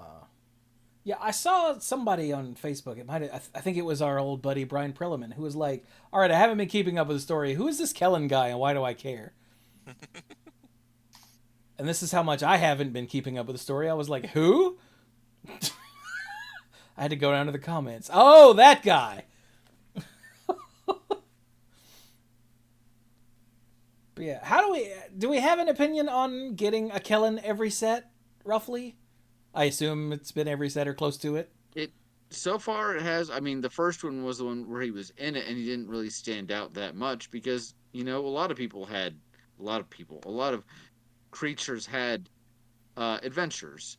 It was kind of a neat thing to see him in the next set of like, oh, okay, so I'm still all right with it. Um, myself, I'm okay with it. I don't know about you guys. I mean, I haven't been reading the stories or playing the cards, so it I doesn't mean, affect me. I was just curious is what you guys thought. I assume Jace is dead or something, so they need a new person. So Jace is a big question mark because I actually was curious about this, and in the story, the last time we saw him was at the very beginning of March of the Machines. I can't remember if it's the plural one or not, but the last one with the Phyrexians. Um, Basically, Elspeth took the filigree thing into the void and died and came back as an archangel. But at that point, she had just died. The other remaining planeswalkers were either slaughtered or ran away, and it's mentioned in the story Jace knew what Elish Norn wanted without her saying anything, because of course he did, and he planeswalked away somewhere. And that was literally the last time we see him, and that can't be a coincidence. So he's off somewhere. Now, narratively, they're like, oh, Elish Norn was defeated, so the oil stopped working, which is kind of weird and dumb. And how did it work before there was Elish Norn? But whatever. Personally, I think Wizards created this monster with the Phyrexian oil, and they didn't have a way to wrap it up. So Hmm. they Phantom menaced blew up the mothership. But it would not surprise me if Jace is still somewhere. He's almost maybe become the mind of the Phyrexian and something else is going on. But We don't know where Jace is. So Yeah. your point is less where's Jace, and more of we need the mascot. That's where you're going with that, right? Yeah. So okay. That's I'm pretty sure that's what Mike was saying. Yeah, I'm And sure that we didn't see a body, which means Jace is not dead. Which means he'll show up again later and everybody like, "Oh my god, it's Jace!" Because that's how this works. Freaking Jace. Uh So what else did we want to there was something else we were going to look at in the talking set. about not suspect, but a disguise to see how Oh if yeah. the disguise cards. Well, here's a You want to mythic go? with disguise Okay, where's that? in white. Aurelia's Ah, Vindicator, yeah. which I I haven't read this feel card. like this is. I feel like it's a take on Exalted Angel, but why don't you go ahead and tell us all about it? Okay. So, for 2 white white, it's a mythic angel with flying, lifelink, and ward 2 and a 4/2. All right, 4/2 for 4 with all those abilities. That's pretty good. All right. She has disguise of X, 3 and a white. Oh god. When Aurelia's Vindicator is turned face up, exile up to X other target creatures from the battlefield and or creature cards from graveyards. Jesus. Oh, when Aurelia's Vindicator leaves the battlefield, return the exiled cards to their owner's hands. All right. That was too good. But she's an O-ring. Got it. Okay. Oh, it's She's an like O-ring, but she's also a way to get back the creature cards that have already died in your graveyard. That is There true, yeah. was it's that there other was angel. yeah, there Was was it? a seven cost angel Yeah, that when she came Oh, in, she did that for three. Um, three things. Yeah, and she was played a lot because she either removed like in problem standard. creatures. Yeah, she either removed problem creatures of your opponents from the battlefield, or just got you stuff back from your graveyard, usually including another copy of her. So Was son that of a. What was she resplendent? called? Resplendent angel. Was that right? I'm in Gatherer because I was looking for Amelia. Resplendent. You mean Aurelia? No, Where? he was Amalia, the other Who's. character that's been pallied over. No, the Resplendent Oh. Angel was just reprinted. That's something else. Okay. I'll find out. You keep looking or keep talking. I'm sure someone in chat remembers. Sorry, when I said O-ring, I just meant that those things are exiled until she goes away. Like, they don't Yeah, come back. They go to their owner's hands. But Mhm. yeah. that's still really good. But yeah, she does not. Since you can flip her up for 4, she doesn't play well with a another morph creature. Right. Angel of Serenity, is that it? That might be it. That That's sounds it. familiar. That's it. Yeah. Too many angels, bruh. That was Judge and Phineas in the chat. Thank you, Infinius. Yep. I did a quick search. Wow, she's been reprinted a couple times. But yeah, oh yeah, jeez. I remember seeing this card. It was in Return to Ravnica. I remember seeing this card a lot. And at first I'm like, oh, that's pretty cool. It's a big white, like, it's good to see big things. But you You don't are think that they're welcome. going to get, and you don't think it's going to get played all the time. And then it was like everywhere. Like, oh, look, another one. Yay. Isn't that the one they So, played with the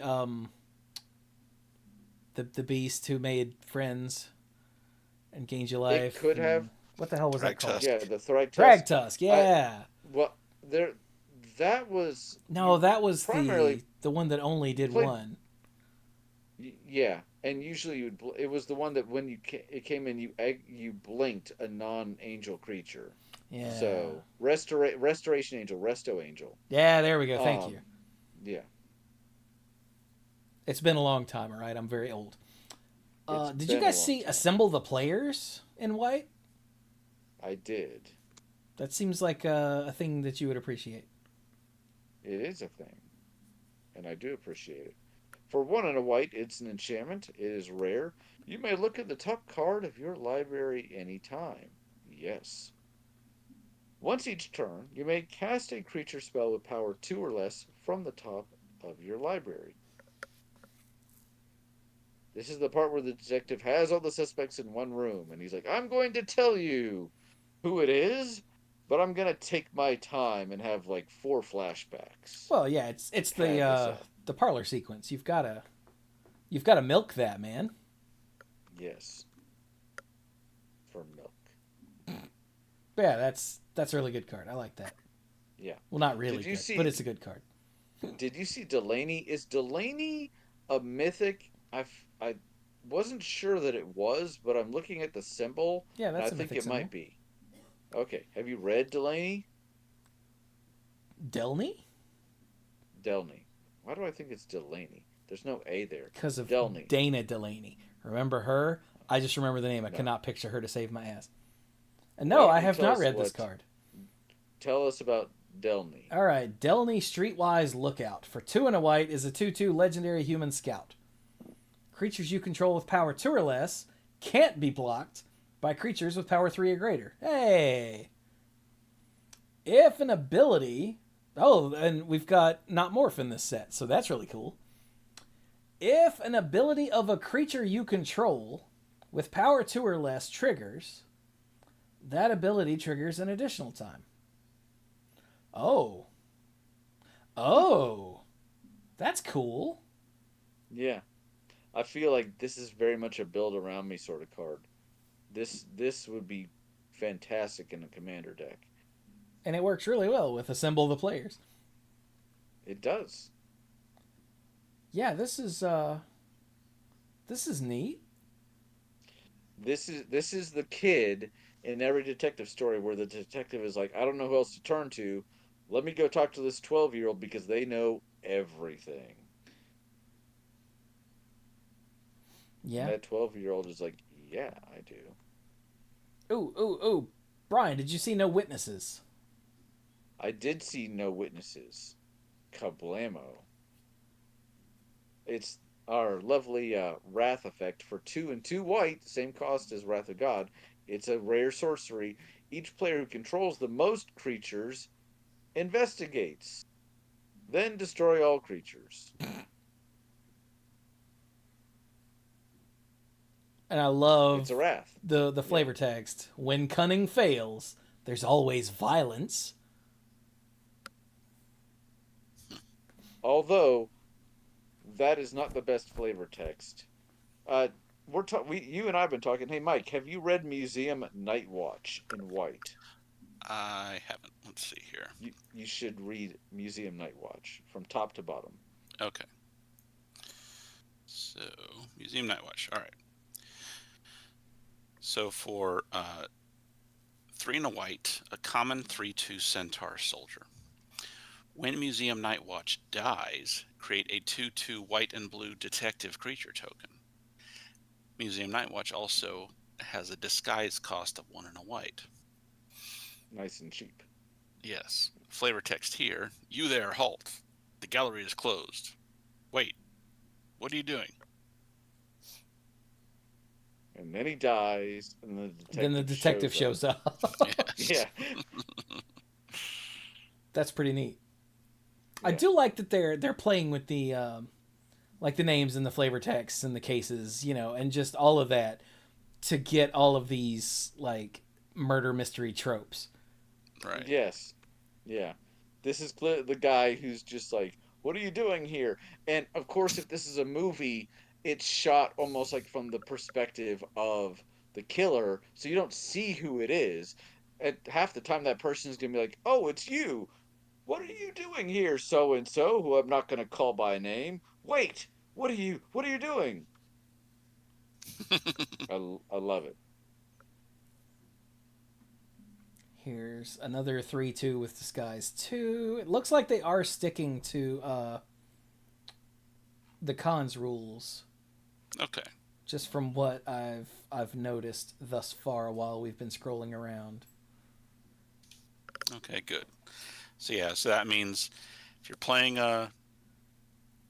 limited, then you can use your opponent's open mana to kind of gauge how much of a risk that their disguised creature might be right now. Yeah. If they've only got 2 mana up, you're probably going to get a trade at worst. Yeah. Right. As far And as that's just good. creature abilities goes. Yeah. It's good for you to have that sort of reliability. Oh my god, my boo is back. I forgot. Your boo is back? Who's your boo? Massacre Girl. Oh, is she back? Yeah, man. I clearly have not read all these cards. Oh, dude, so... scroll down to Black and read Massacre Girl, because you got it. Okay. You'll appreciate this. All right, Massacre Girl. Known killer. Ah! Yeah.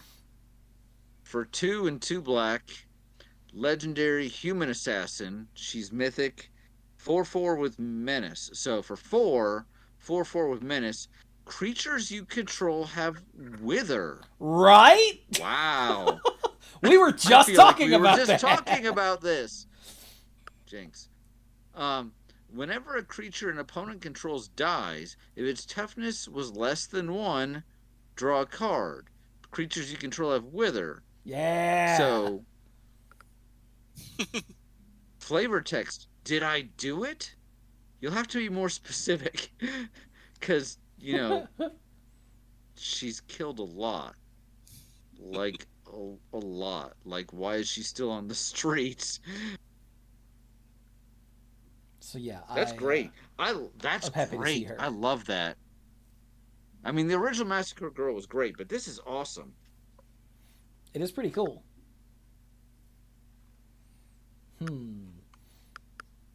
Looking at more. What's it called? A card called Vein Ripper. Ugh. 3 and 3 black. It's mythic. Okay, 3 and 3 black. It's a mythic vampire assassin. It's a 6/5 with flying. Oh, this card. Okay, it's a 6/5 with flying for 6. It has ward, sacrifice a creature, which is just gross. And whenever a creature dies, target opponent loses 2 life and you gain 2 life.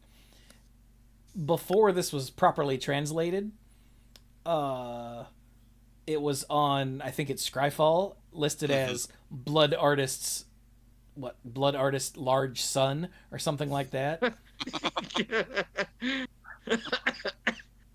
Something like that.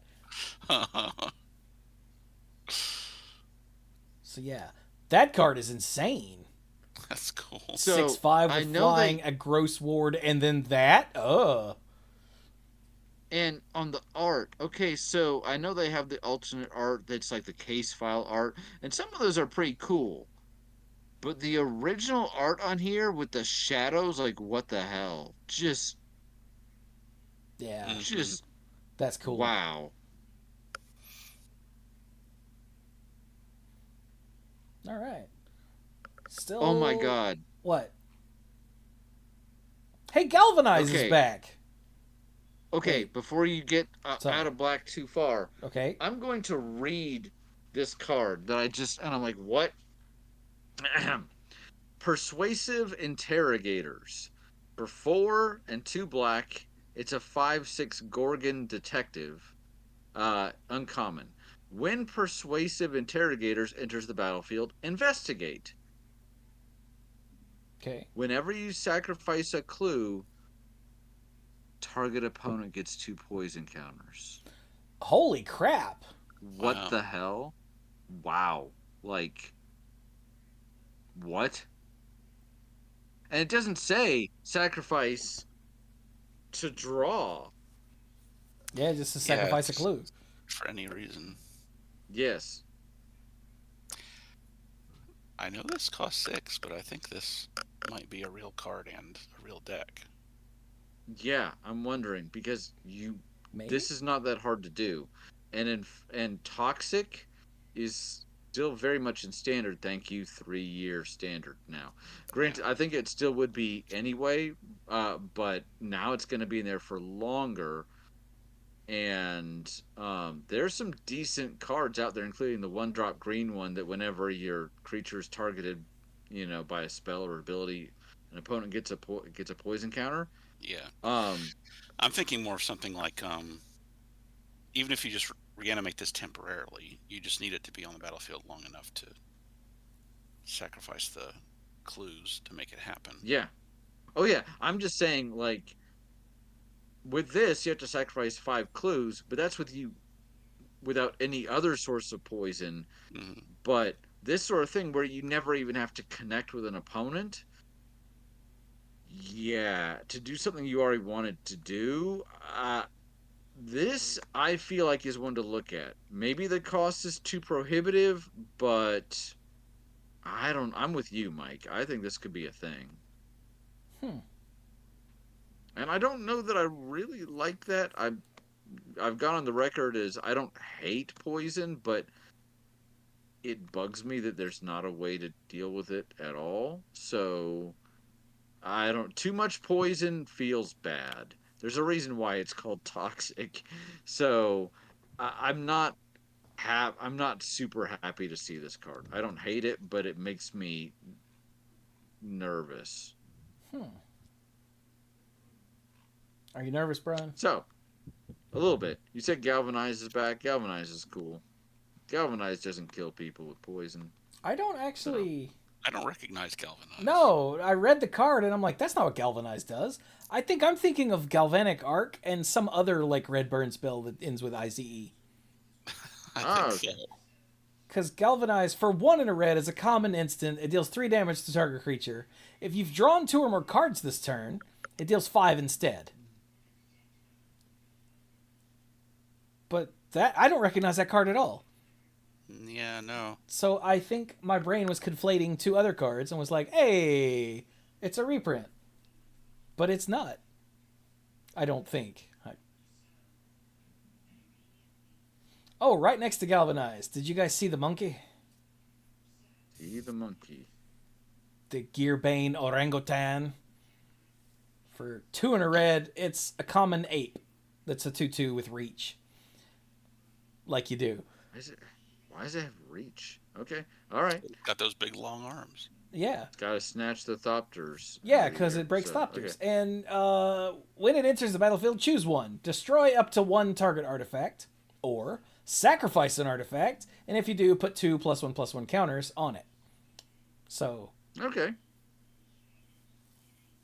And the flavor text is, in her defense, Thopters are very fun to smash. And that is Udal of the Foundway Associates. And the art has her smashing some Thopters, which, yeah. So you either break an opponent's artifact just to get it out of the way, or you can break one of your own to make her happy. Yeah. Yeah. It's pretty good.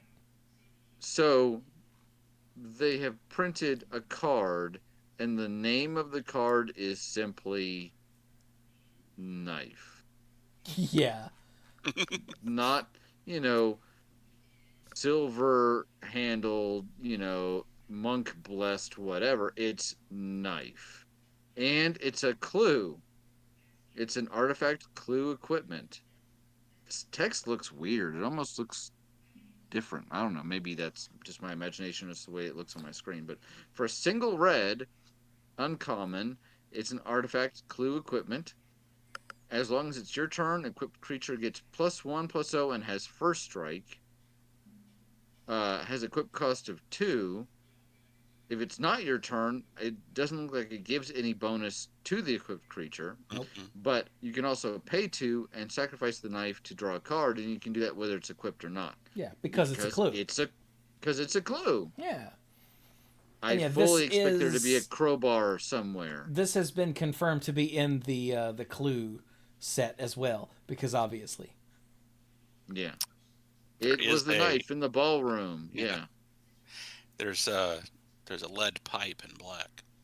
Is there? Oh, there we go.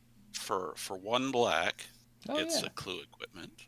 It's also uncommon. The equipped creature gets +2/+0, and that's all the time. And it equips for 2. Whenever the equipped creature dies, each opponent loses 1 life. And you can also pay 2 and sacrifice it to draw a card. Okay, hold on. Do we have all of these yet? Surely there's going to be one in each color. That's the only other one I've seen. I mean, yeah, I hope there is. There better be. Yeah. Maybe it'll be a stiletto. Do it.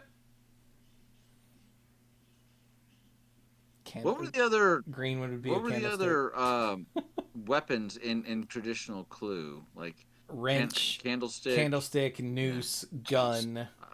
I think revolver. Yeah. Revolver. Don't know if we'll see noose, especially since.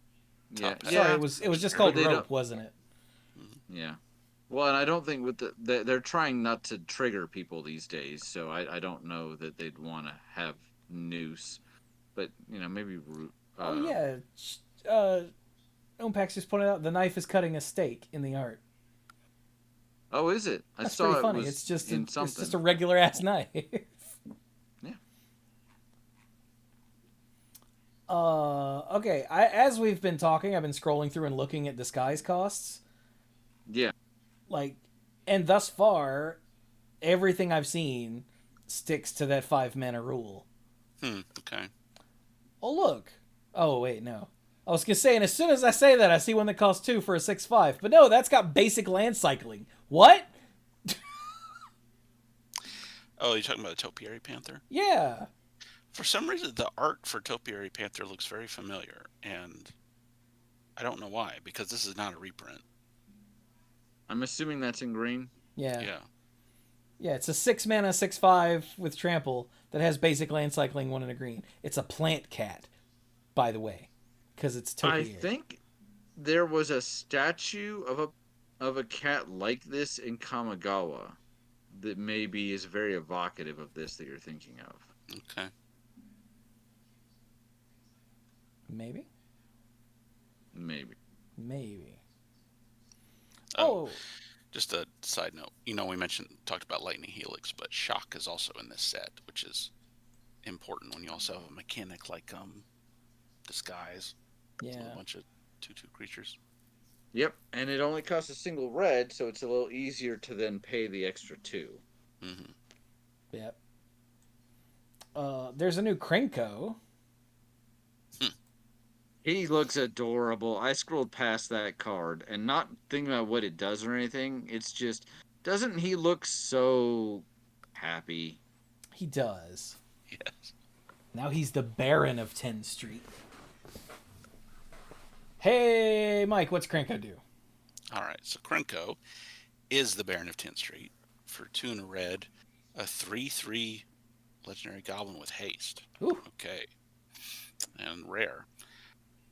So 3/3 with haste for 3, but also tap, sacrifice an artifact, put a +1/+1 counter on each goblin you control. That does not say each other goblin. Yeah, each. Nope. And whenever an artifact is put into a graveyard from the battlefield, whenever an artifact is put into a graveyard from the battlefield, you may pay a red.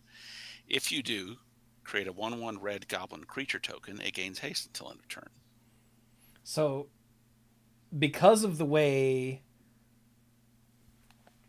the timing works, you can tap him, sacrifice an artifact, pay a red, get a goblin, and then put +1/+1 counters on all of your goblins, including the one you just made. Yes. Which is really good. Yeah, that's fun.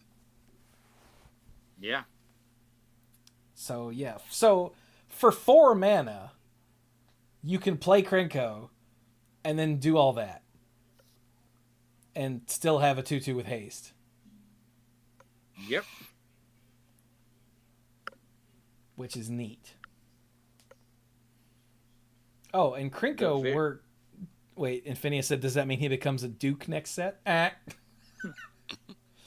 And Krenko works really well with the crime novelist. up in red. Okay. For 2 in a red, he's a goblin bard. I see what they did there. Who's a 1/3 uncommon. Whenever you sacrifice an artifact, put a +1/+1 counter on crime novelist and add a red. Huh. Yeah.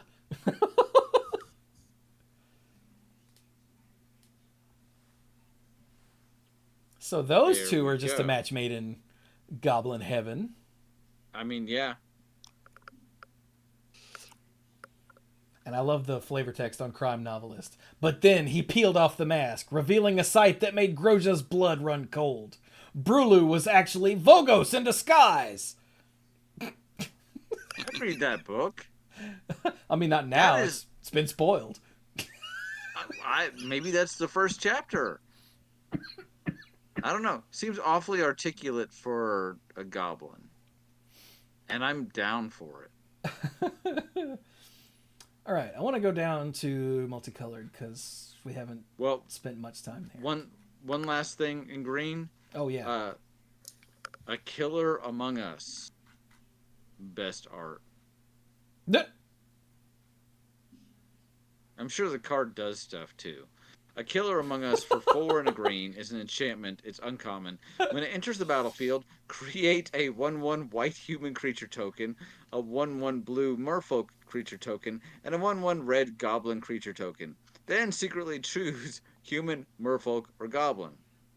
Sacrifice a Killer Among Us. Reveal the chosen creature type. If target attacking creature token is the chosen type, put 3 +1/+1 counters on it, and it gains Death Touch until end of turn. It's such a silly card. What the heck is It's that? great. It's so great. Now, what was the case? There was the case where once it's solved, anytime you get a token, you get those tokens You also plus a get clue, right? A clue, yes. Yeah. Is it so you don't get 1 clue even though you're getting 3 other tokens? Yeah. Okay. Yeah, dang it. because these are with the way this is written, these tokens are all created as part of the same event, At- so you at would the just same get event. one Yeah. Okay. clue to go with them. But I just love that they're all like, you. No, you. And the goblin is just pointing at the human like, you did it. And this body is just. There's a body just laying there. Yeah. Body's just like, really, guys? But, okay, so putting that aside, for 5 mana, you get three 1/1s, and then when they attack, you can reveal one of them is the killer, maybe one that's being blocked, but you have to already say who it's going to be, and it becomes a 4/4 with Death Touch. Yeah. It's a silly card. I love it. Yeah, I like it. So you wanted to go to multicolored, but I Yeah, wanted I to talk figured. about Oh, wait a minute. Before we do anything else, we should mention the new lands. that. All right. There are rare dual lands that have the basic land types. So commercial district is a mountain forest, which I gotta say, I don't think mountain forest when I hear the term commercial district, but okay. They enter the battlefield tapped, and when they enter the battlefield, you surveil 1. Cool. And I think Right after caverns, so surveil is very much a thing. Helps with collecting evidence later. how many of these are there? Commercial district is red green. Elegant parlor is red white. So are all 10 of them here? I guess so. I mean, that's an enemy and an ally colors right there. So Yeah, hedge maze is blue green. Lush portico is green white. Meticulous archive is blue white. Scroll. Nope. Raucous theater, of course, is black red. of course. Shadowy backstreet, of course, is black white. Yeah, that sounds good. Thundering Falls is blue red. Undercity Sewers is blue black. And Underground Mortuary is Skullgari color, green black. Okay. Neat. But yeah, so these are rare typed dual lands that enter tapped and surveil 1. Nice. Yeah. I don't know what we're going to end up calling these, but who cares?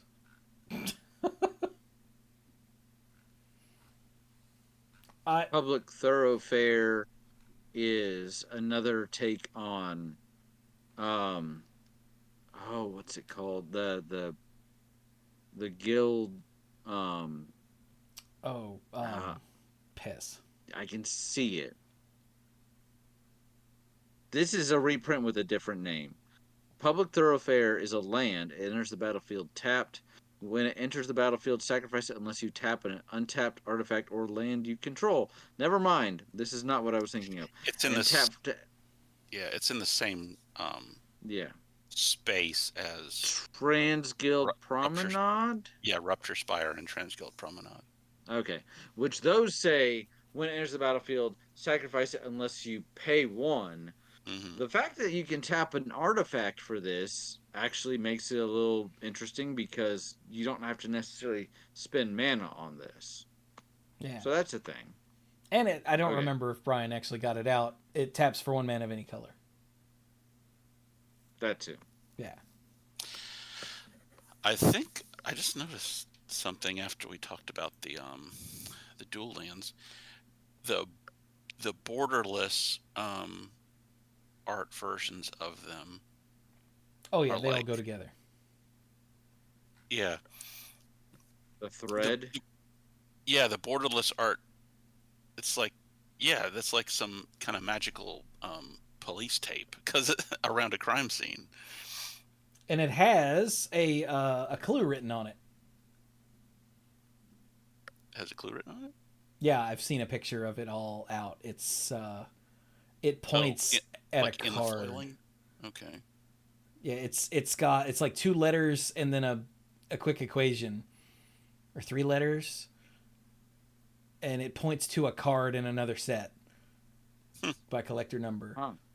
But I don't remember where I saw that. I think Will Blanks posted it on Facebook. And then in Scene of the Crime, which is an uncommon card, you see that same sort of stuff.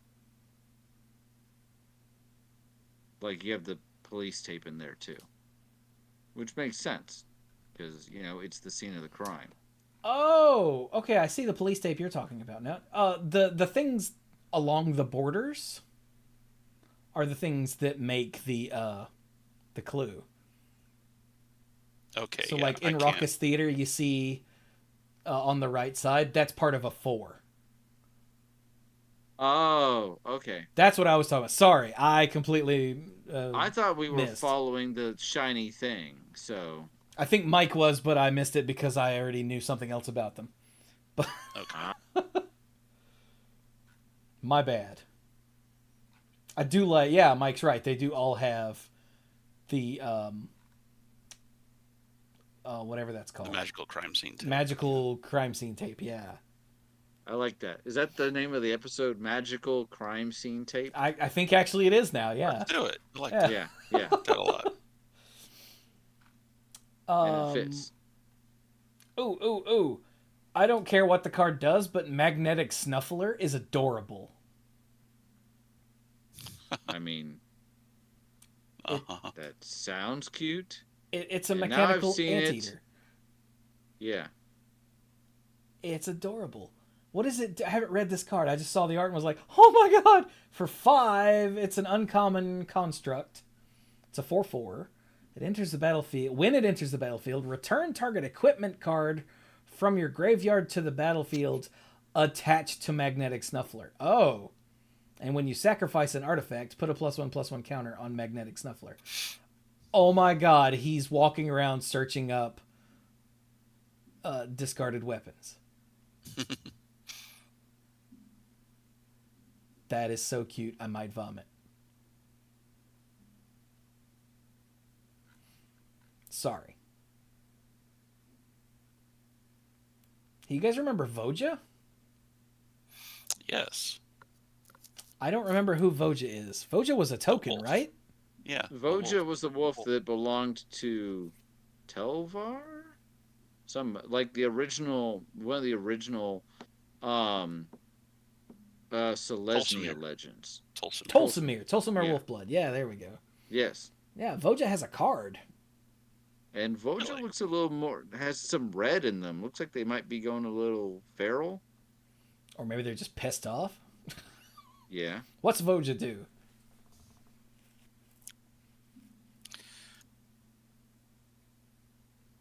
No, really. So Voja, Jaws of I was gonna let Mike have it, but too late. For Well, when 2, everything a went red. silent, I thought that I had like lost my connection to the call, so I was just patiently waiting for it to come back. This is why we don't let Mike have nice things. For 2 and a Naya, a red, a green, and a white, is a 5/5. So 5 mana, very color specific for a 5/5 legendary wolf mythic. Has vigilance, trample, and ward 3. Whenever this attacks, put X +1/+1 counters on each creature you control, where X is the number of elves you control. Draw a card for each wolf you control. Okay. I think kind of okay weird. might be the appropriate response. I mean, this is big and like great looking, but a little weird. But okay, with no other creatures, this is a 5/5 vigilance, trample, ward 3. That when it attacks, you draw a card. With no other support, that's more than fine. That's very Yeah. good. Sounds good. But then if you have Tolsmir or other wolves out, a +1/+1 counter on, or that many +1/+1 counters on each creature you control, that's kind of ridiculous. And, it's Magic the Gathering, so there be elves, y'all. Like, all over the place. I'm sorry, what? There are lots of elves. It's too bad Dirk's not here. He'd be like, blah elves. There you go. I just sent you guys the picture of the lands all next to each other. Oh, neat. So it spells out RNA 32 times 5 plus 4. Okay. Which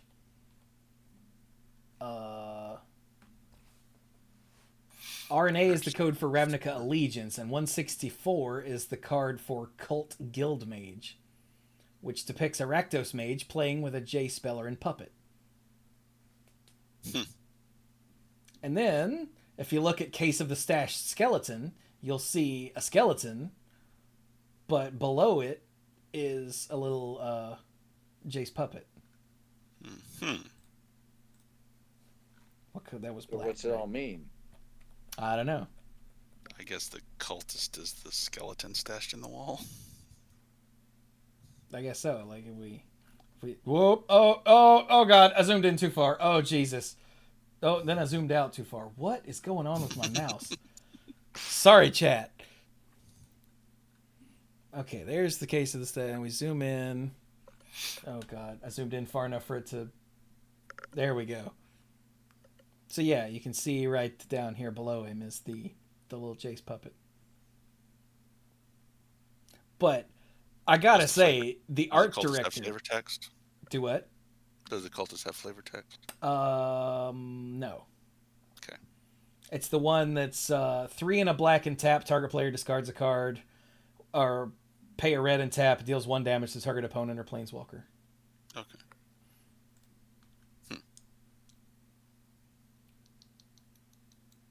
But I love that the art director, made that happen. Whoops. To throw, a random hidden clue in the art for the Surveil lands. That's so cool. I don't know if there's a way I can show that to chat and that'll make sense. Let's open with Chrome. All right, well, you can see some of it. Like, you can see A 32 times 5 plus. So, the only way to show you more would be to mess with my OBS settings, and I'm not going to do that. But that's just fascinating to me that they did that. Like, that's so cool. Put hidden clues in the extended art for the Cycle of Lands. No, is it just me? I like it. Yeah, it's neat. I wonder if it's just, a standalone thing or if there's some other significance to it. I don't know. I guess we'll find out. But anyway. So should we Oh, there's one more thing. In the crime novelist. Guys, go look at the crime novelist. All right. Okay. In red, right? In red. Okay. Okay. And then look very carefully. Yeah. He's got glasses.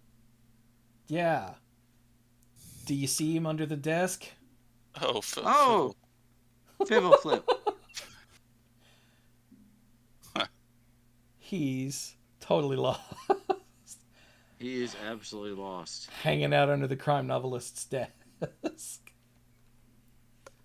That made me so happy.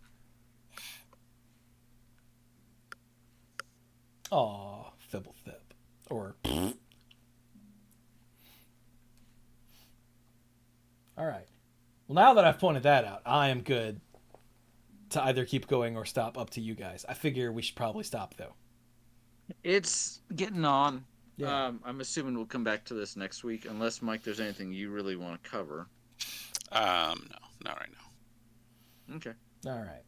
I don't think there's anything else that I just desperately wanted to point out other than... Oh, well, I will share one thing. Aha! All the scrolling up and scrolling down. Each time I've scrolled past Massacre Girl, Known Killer, when my eyes dart past it, they read Massacre Girl, Clown Killer for some reason.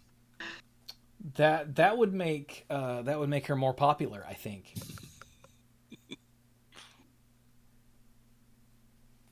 I mean, I haven't shown Renee Massacre Girl, but I get the feeling she'd like her. But if she was a clown killer, she would love her.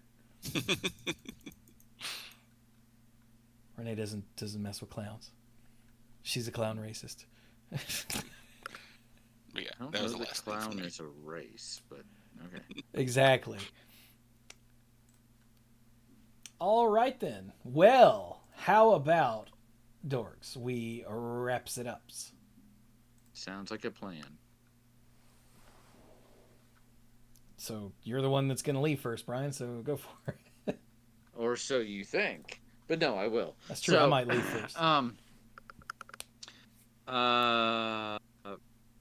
It's been a heck of a week. Short weeks are sometimes very long weeks. And even though Monday was a holiday, things have just been kind of crazy. So I'm so glad to do this with you guys. I am. But I am very tired. So life is okay. I'm trying to think of something insightful to say. Reading transcripts of trials that are not my own is sometimes hilarious, especially certain civil trials that are going on right now. Reading transcripts of some of those is lovely, especially watching judges school attorneys on Evidence 101. That's all I'll say at the moment. So, hope everybody out there in internet land is doing well. Hope everybody is staying safe, staying healthy. Don't forget, not only is COVID still a thing, but there's the flu and other yuck. So just be safe out there. Keep washing your hands, blah, blah, blah. That's pretty much what I got. The set looks pretty interesting, and I'm curious to come back to it next week, hopefully with one more dork, if he's not, busy. So, anyway, Yeah. that's what I got. You guys and everybody listening out there have a wonderful evening or whatever time it is where you are. Bye-bye. Maybe. No, I didn't murder anybody, as far as you know. As far as we know.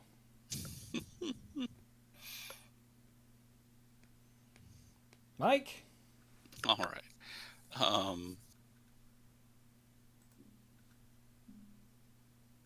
Yeah, things have been most of the same personally with me. Um, in what we've been looking at here in Murders in Karlov Manor, there's something else. There are also these little, not collecting evidence, and then a couple of little things that happen. If a creature or something has gone to your graveyard from anywhere, um, that's a nice, cross-set tie-in with the descent stuff from the Lost Caverns of Ixalan that cares about that, likes it when permanents go to your graveyard yeah. from anywhere. So that's a nice little cross-set synergy. And there was something else I noticed, like right when we started wrapping up, I noticed a card that has a rider on it that says this spell can't be countered, and the reminder text says this includes by the ward ability. So that's cool that there's something like that, possibly multiple things seeded through the set, so that the little disguised creatures don't always have the upper hand against removal. But yeah, it's neat to see little stuff like that. Yeah. Try to remember that next week. We'll hit Yeah, that I'll try card. to. I am interested in, like, after seeing some of this art and reading some of the flavor text, I am interested in finding out a bit more about who all is getting murdered and who was the one doing the murdering. Well, it wasn't Brian, Yeah, clearly. as far as we know. Yeah, since I don't keep tabs on the main website like I used to, I missed a lot of story. And really, since I don't read Mark Rosewater's weekly articles the way I used to, or listen to Drive to Work, I think I'm also missed a ton of like game design stuff and history stuff over the past few years, that I would have been pretty well engaged with in the past. Maybe I'll get back into paying attention to some of that. That's neat. Will you, though? No. Aw. Now I'm sad. Yeah, me too.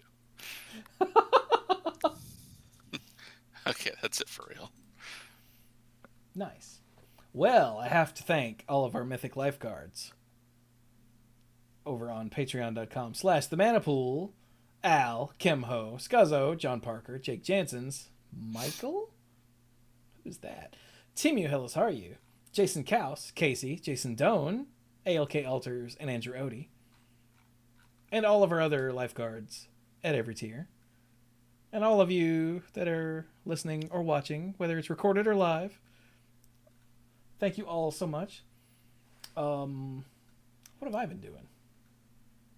Hey, I finished Separate Ways on the RE4 remake. Oh, cool. It was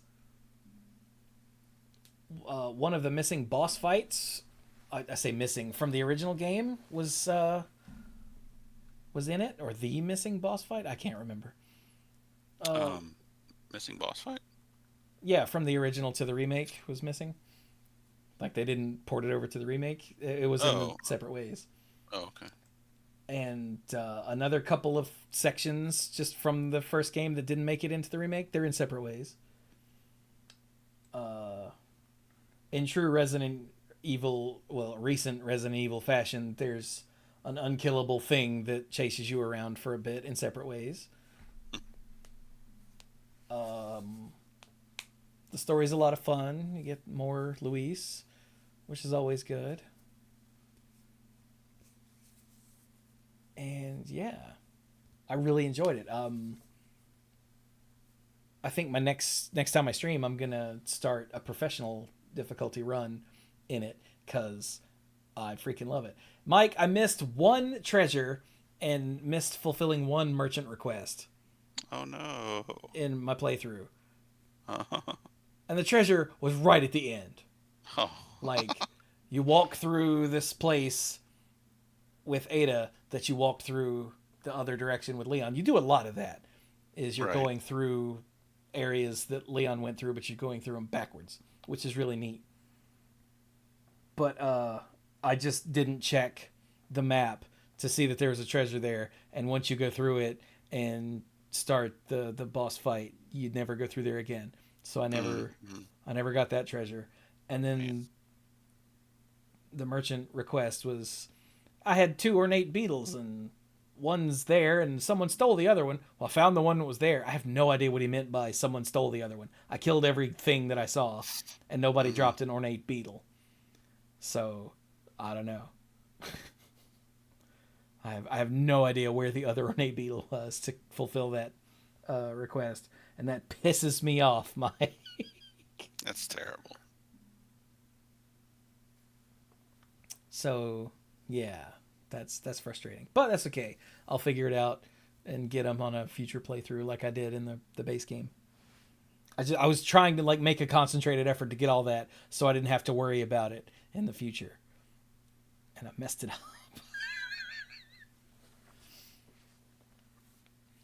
But I highly recommend, if you liked Resident Evil 4 Remake, you should totally pick up Separate Ways. Because it's more Resident Evil 4, but different.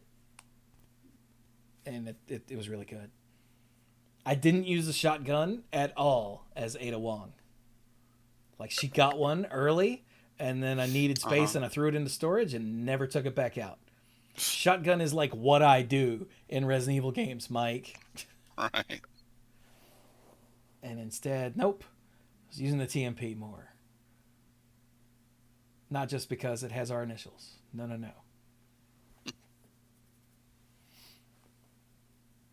But anyway. That's what I've been up to. I'm playing Final Fantasy 3 on Fridays. And yeah, Resident Evil 4 Separate Ways. And at some point in the very near future, I will start, I guess I'll start Doom Eternal. If I have hard drive space to install it. Because it's a big game, and I've got a bunch of games installed for the upcoming charity stream. Mm-hmm. Which I've decided is going to be in like early to mid-March. So I've narrowed it down that much. More info to come later. But anyway. And if I don't have room for Doom Eternal, then I'll call an audible and switch over to something else. I haven't decided what yet. Don't ask.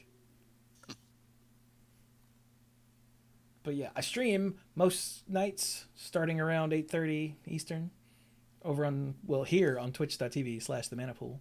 We also do the shows live on Thursday nights here on Twitch. So those of you listening, you should come hang out. We'll have fun.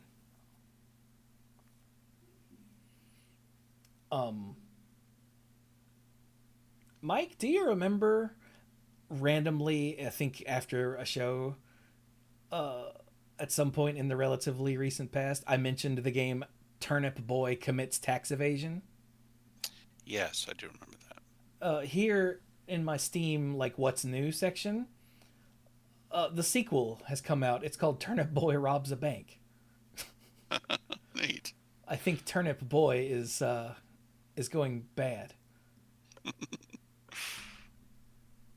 Anyway, I just saw that. Thought I'd share. So, all right, chat. Yeah, we've been going long enough. So, this has been episode 694 of the Mana Pool. Thank you all so very much for joining us. And, guilty until proven innocent.